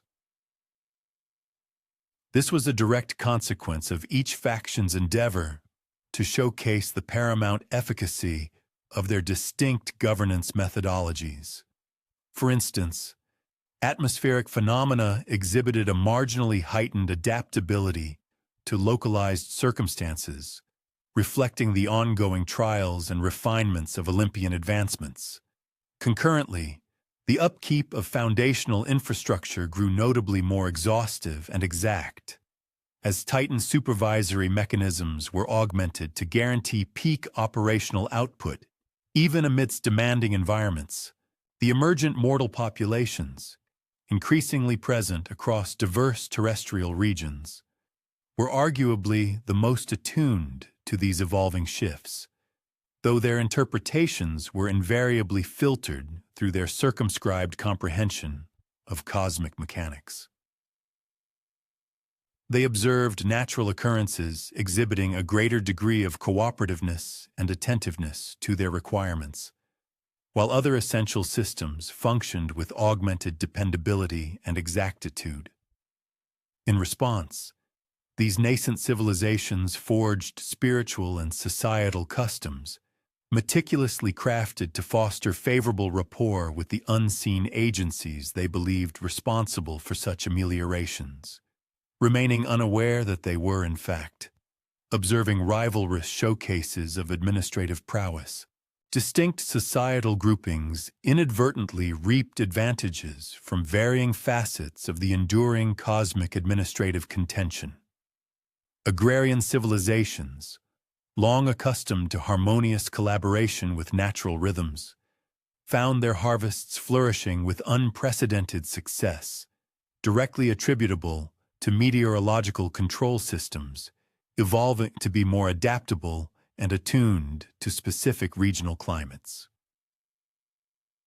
Conversely, metropolitan centers, reliant on robust and foreseeable infrastructure, experienced improvements in their vital provisions, their water reservoirs, refuse disposal mechanisms, and transit networks functioned with heightened dependability and operational efficacy. The myriad nature spirits and lesser divinities, entrusted with the stewardship of diverse localized systems, discovered an amplification of chances to exhibit their inherent competencies. This surge in opportunity arose as both predominant administrative philosophies actively endeavored to substantiate their efficacy through tangible advancements in practical results.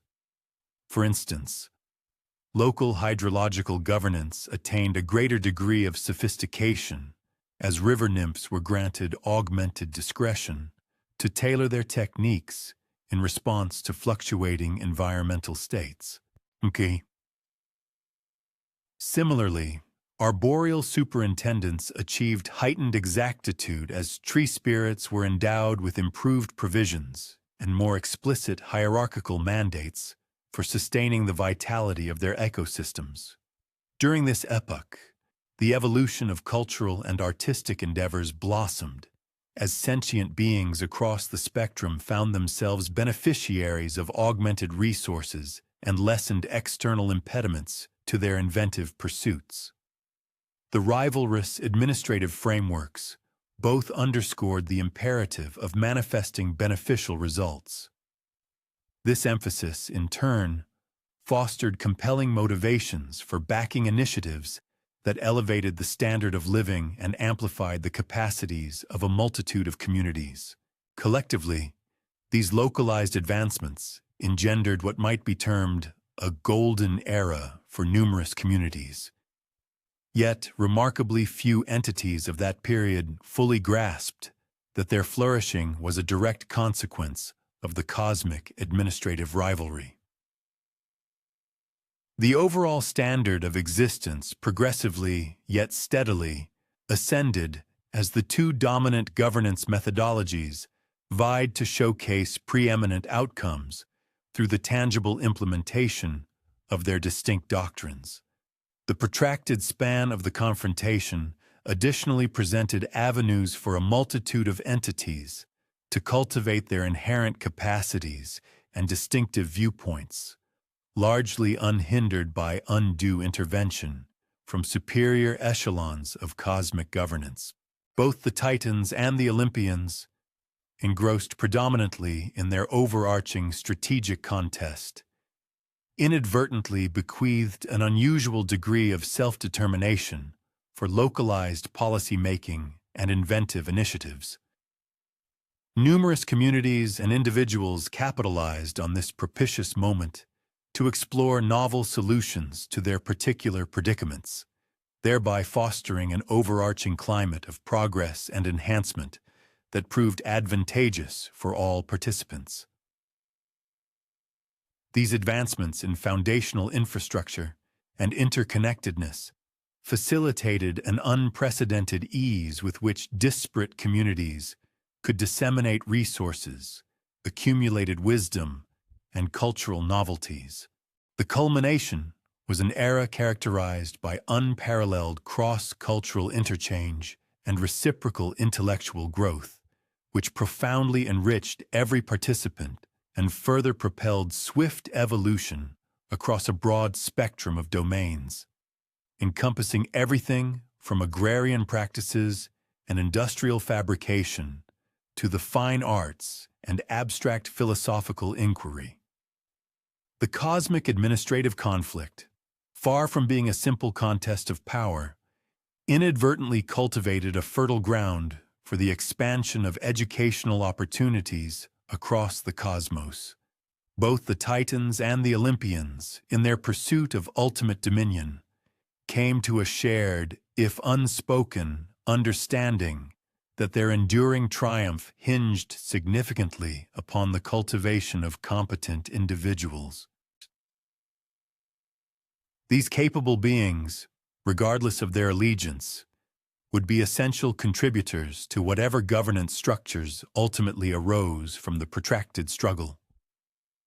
The elder Titans, steeped in tradition and methodical order, consequently instituted structured educational programs.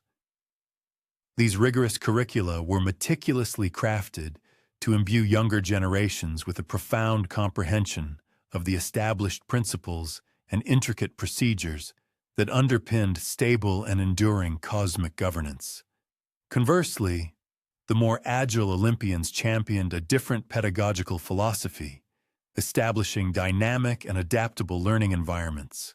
Their emphasis lay squarely on fostering robust problem-solving skills and nurturing innate adaptive capabilities, qualities they believed would prove invaluable irrespective of the myriad, unforeseen challenges the future might present to any administrative system. Concomitantly, the protracted administrative dispute served as a powerful catalyst for remarkable advancements in trade and communication networks. Each side, in its earnest endeavor to vindicate the superiority of its respective administrative paradigm, meticulously strove to showcase its efficacy in orchestrating intricate, multifaceted operations, spanning immense cosmic distances and navigating an array of diverse environmental conditions. The Titans, ever focused on reliability and predictability, dedicated their prodigious efforts to developing transportation and communication systems that were both robust and consistently dependable. In stark contrast, the Olympians, with their inherent penchant for flexibility, engineered networks that were remarkably more responsive and inherently adaptable, capable of seamlessly adjusting to evolving needs and capitalizing on emergent, unanticipated opportunities with remarkable alacrity. As the cosmic conflict inexorably drew closer to its ultimate denouement, a subtle yet significant shift in focus occurred. Both the venerable Titans and the ascendant Olympians began to accord greater weight to the informal expressions of preference emanating from the various cosmic communities. a profound realization dawned upon both factions.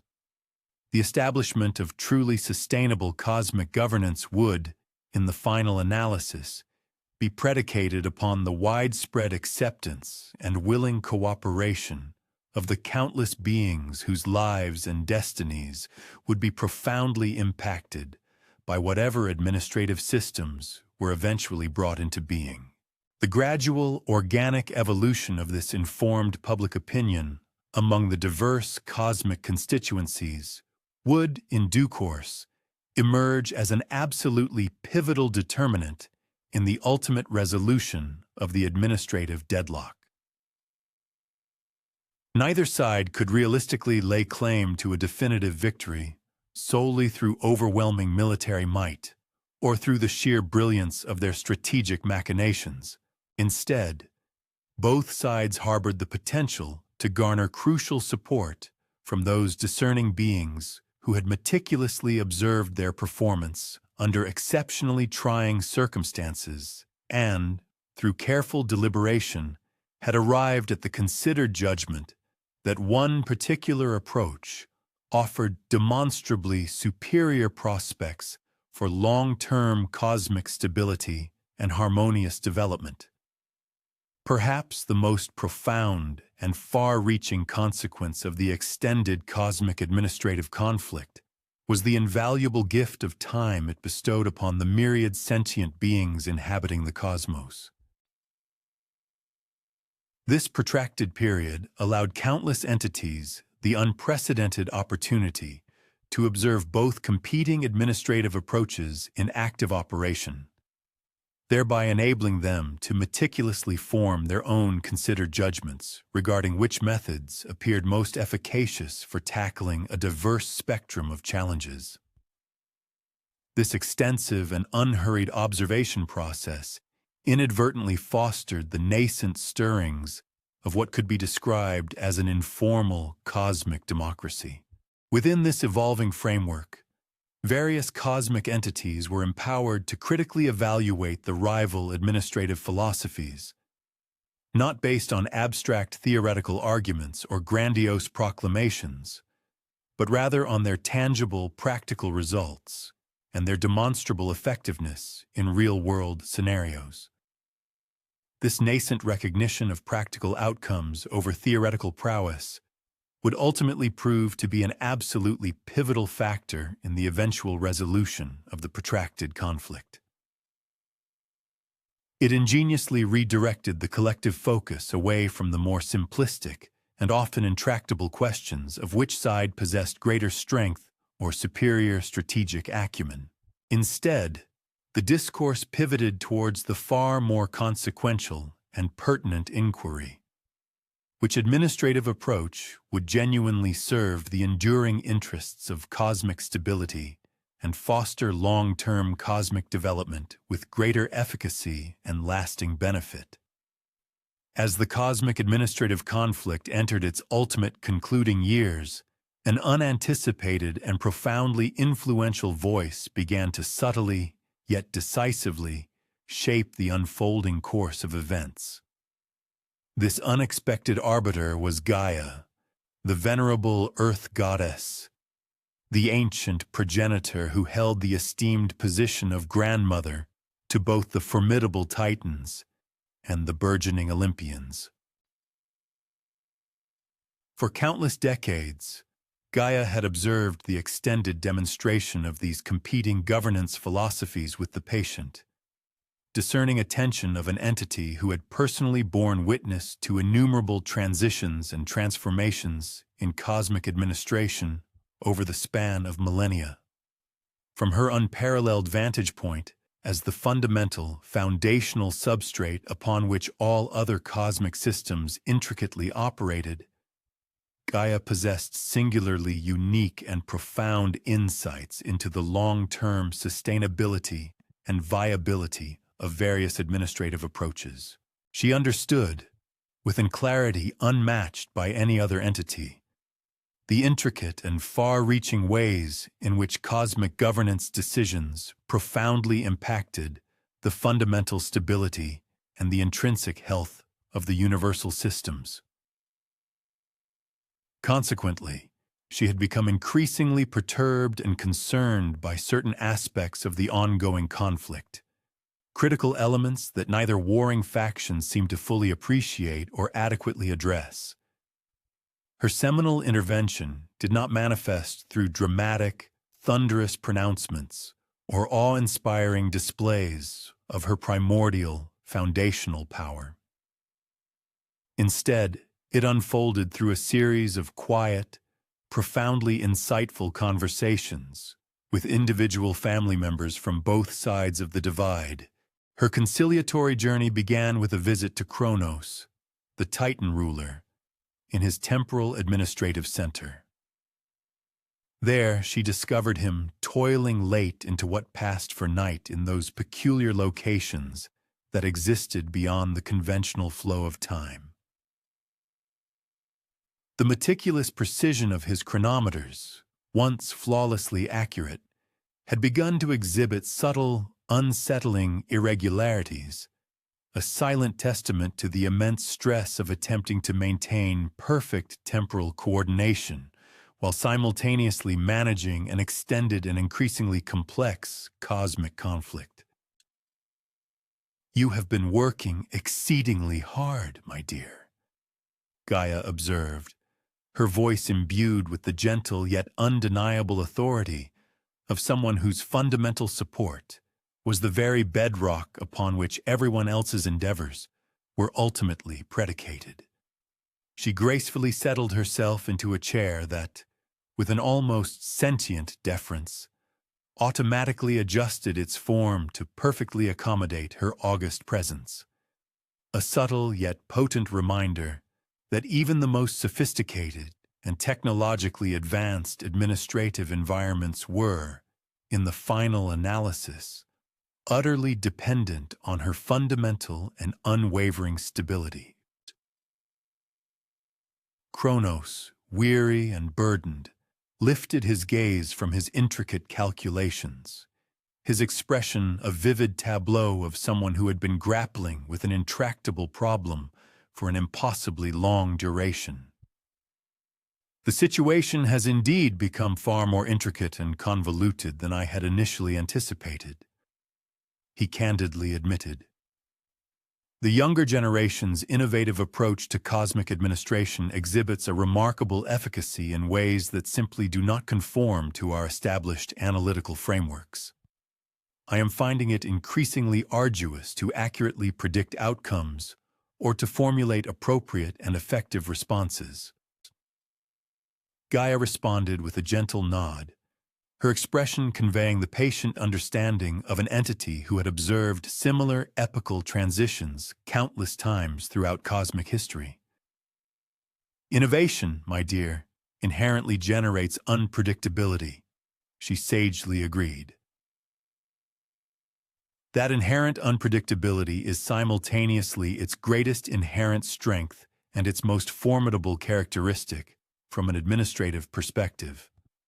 The fundamental question, then, becomes whether the undeniable benefits of increased adaptability and truly creative problem-solving ultimately outweigh the inherent challenges posed by reduced predictability and diminished control."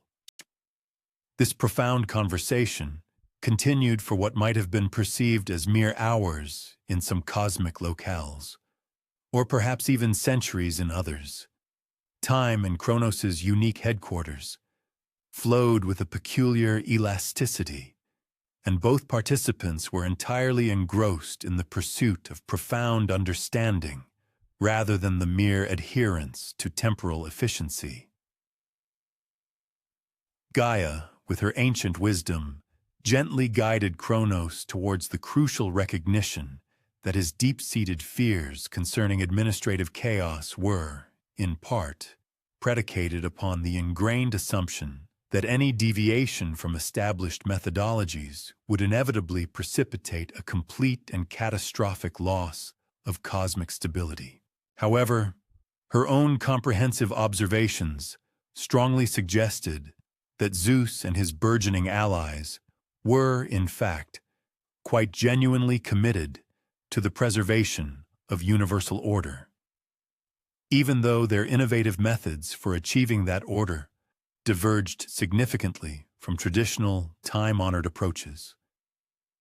Perhaps, Gaia suggested, with a tender, almost imperceptible inflection, the true question at hand is not whether change is occurring.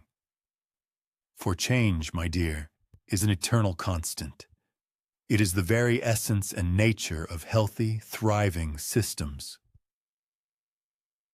The more profound question is whether the specific changes that are currently unfolding will ultimately strengthen or, conversely, weaken the overall stability and foster the long-term development of cosmic systems. Similar, equally profound conversations subsequently unfolded with other venerable titans as Gaia gracefully traversed the extended familial network, generously sharing her unique and invaluable perspective on the enduring sustainability and intrinsic effectiveness of various administrative approaches.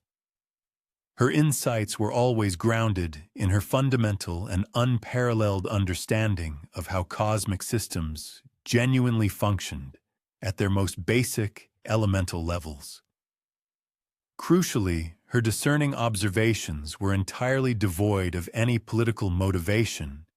She harbored no personal favoritism towards either side based on familial relationships or entrenched administrative preferences. Instead, her sole and overarching concern was the meticulous identification of those approaches that would unequivocally support the long-term health, robust development, and flourishing of universal systems, irrespective of which particular individuals or groups were ultimately entrusted with the weighty responsibility of implementing those approaches. Oceanus, for instance, had, through careful observation, noted that Poseidon's remarkably flexible and adaptive approach to water management had consistently produced demonstrably superior outcomes in several critical areas where traditional, more rigid methods had been visibly struggling to cope with increasingly complex and dynamic environmental conditions. The improvements, while not overtly dramatic or revolutionary in their immediate impact, were nonetheless consistently sustained and deeply ingrained in ways that strongly suggested genuine, foundational advancement rather than mere temporary innovation. These insightful discussions, gradually yet inexorably, unveiled a deeper truth. Many of the Titans had, over the course of the extended conflict, developed their own nascent doubts about certain aspects of their cherished traditional administrative methods. This introspection occurred even as they remained steadfastly committed to the foundational principles of stability and order that those methods were originally designed to protect.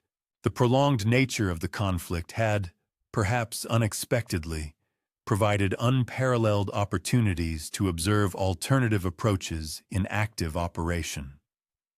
Consequently, many Titans had been profoundly impressed by the undeniable effectiveness of these innovative methods in adeptly addressing challenges that their established, time-honored procedures had simply not been designed or equipped to handle. Rhea, for her part, had meticulously observed that Zeus's distinctly collaborative leadership style had proven remarkably successful in orchestrating and harmonizing diverse groups of beings, each possessing unique capabilities and varied perspectives. This collaborative synergy had consistently achieved results that would have been exceedingly difficult, if not utterly impossible, to attain using traditional, rigidly hierarchical management approaches. Once again, the improvements were not spectacular or instantaneous, but rather gradual, incremental, and eminently practical, thereby demonstrating tangible and significant advantages for effectively addressing certain types of complex organizational challenges. These individual recognitions, occurring independently yet converging in their profound implications, gradually coalesced into a broader and more comprehensive understanding among the Titans. A realization dawned upon them that the protracted conflict had, perhaps, reached a pivotal juncture where continued, unyielding opposition might prove to be demonstrably less beneficial than a more constructive and collaborative engagement.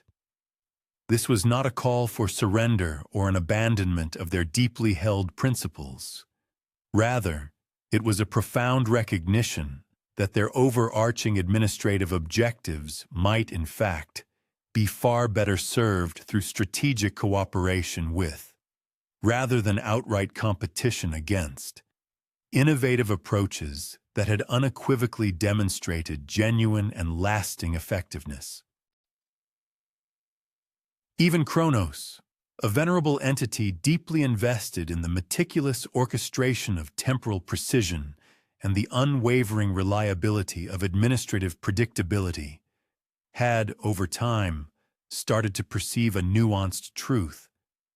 Certain facets of the burgeoning Olympian methodology possessed the potential to enrich and complement, rather than outright supersede, the time-honored traditional practices. Specifically, the dynamic and decisive leadership exemplified by Zeus, characterized by his remarkable aptitude for making swift judgments and readily adjusting to fluid, evolving circumstances, presented a compelling case for potential integration. Such innovative flexibility, it was increasingly understood, could be seamlessly woven into the fabric of the Titans' well-established systems, thereby enhancing the enduring pursuit of cosmic stability and the unwavering consistency that had long defined their governance. Concurrently, the insightful dialogues facilitated by Gaia with the Olympian faction brought to light parallel shifts in perspective within their ranks. It became evident that Zeus and his formidable cohort of allies had cultivated a profound and genuine respect for the Titans' unparalleled expertise and their unwavering dedication to upholding cosmic stability. Through these interactions, the younger deities had absorbed invaluable lessons concerning the critical imperative of reliability and steadfast consistency within the intricate domain of cosmic administration. They had arrived at a sophisticated understanding that while the allure of innovation was potent and necessary, it absolutely required a judicious counterweight in the form of profound deference to the time-tested and proven methodologies that had, with undeniable efficacy, preserved the universal order for countless millennia. Consequently, the ultimate resolution, which painstakingly materialized after a period of intense deliberation and cosmic upheaval, served as a profound testament to this burgeoning mutual recognition.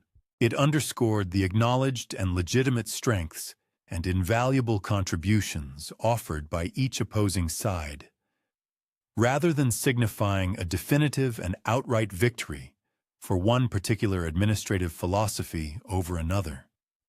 The protracted cosmic conflict ultimately culminated in the deliberate cultivation and implementation of sophisticated, integrated methodologies. These new paradigms masterfully interwoven the deep-seated traditional reliability of the Titans with the agile, innovative adaptability championed by the Olympians, seamlessly blending established, profound expertise with dynamic, creative problem-solving, and harmonizing the structured efficiency of hierarchical systems with the fluid, responsive advantages of collaborative flexibility. In this new cosmic order, Zeus, the ascendant leader, duly assumed the primary mantle of responsibility for the overarching cosmic administration. Crucially, however, this authority was exercised within meticulously crafted frameworks, specifically designed to meticulously preserve and ingeniously utilize the invaluable, profound aspects of the Titan's long-standing expertise. Kronos, for his part, judiciously retained his paramount authority over the intricate domain of temporal management. Yet this role was now imbued with significantly enhanced flexibility, enabling a more responsive and adaptive approach to ever-shifting circumstances. Similarly, Oceanus steadfastly continued his vital responsibilities concerning water management, but with newly expanded avenues and opportunities for both innovation and continuous improvement. This momentous transition, therefore, manifested not as a destructive revolution, but rather as a thoughtful, strategic evolution, meticulously building upon existing, formidable strengths, while simultaneously integrating novel capabilities poised to address emerging cosmic challenges with far greater efficacy. The formal and definitive conclusion of the Titanomachy was, remarkably, not commemorated by ostentatious displays of dramatic victory celebrations or the somber spectacle of defeated armies. Instead, it was quietly distinguished by a series of profoundly significant collaborative planning sessions, during which the erstwhile cosmic adversaries diligently worked in concert. Their shared objective was the meticulous development of sophisticated, integrated administrative systems, meticulously designed to foster cosmic stability and facilitate its ongoing development with a far greater degree of effectiveness than either of their individual approaches could ever hope to achieve in isolation. This particular resolution, therefore, served as a poignant reflection of the inherently patient and thoughtful character of the conflict itself, offering a compelling demonstration that even deeply rooted, fundamental disagreements possess the potential for harmonious resolution when approached with an unwavering, sustained commitment to profound understanding and genuine mutual respect. As one's consciousness gently begins to recede into the tranquil embrace of slumber, on this concluding night of our odyssey through these venerable ancient tales, one might pause to envision the profound, quiet satisfaction that arises from complex problems meticulously resolved through the virtues of unwavering persistence and sagacious wisdom, rather than through the blunt instruments of brute force or cunning manipulation. It is an invitation to picture the slow, yet powerful dawning of recognition that those who appear to be stark opponents often, in reality, inhabit far more common ground than their superficial differences might initially suggest. Furthermore, this contemplation reveals that the most enduring and optimal solutions frequently do not spring forth from the decisive victory of one singular approach over another, but rather from the careful, patient integration of a multitude of diverse strengths and unique perspectives. May all future challenges, whether grand or subtle, ultimately discover their resolution through the steadfast application of patience, profound wisdom, and precisely the kind of transformative collaboration that possesses the remarkable capacity to transmute erstwhile adversaries into dedicated partners, jointly forging something demonstrably superior to anything either could have conceivably accomplished in isolation. The saga of the Titanomachy imparts a profound and timeless lesson that change, even of the most fundamental and far-reaching nature, is entirely capable of unfolding both gradually and constructively, provided that every participant involved remains steadfastly committed to achieving outcomes that unequivocally serve the greater common good. And in those inevitable epochs of profound transition and intense conflict, one would do well to recall the exemplary conduct of these cosmic administrators who, through their arduous journey, ultimately unearthed the crucial insight that the most enduring and robust solutions seldom emerge from fleeting, swift victories, but rather from the painstaking, patient endeavor of cultivating profound mutual understanding and meticulously discerning ways to respectfully honor the intrinsic value present in both the venerable wisdom of antiquity and the boundless promise of novel possibilities.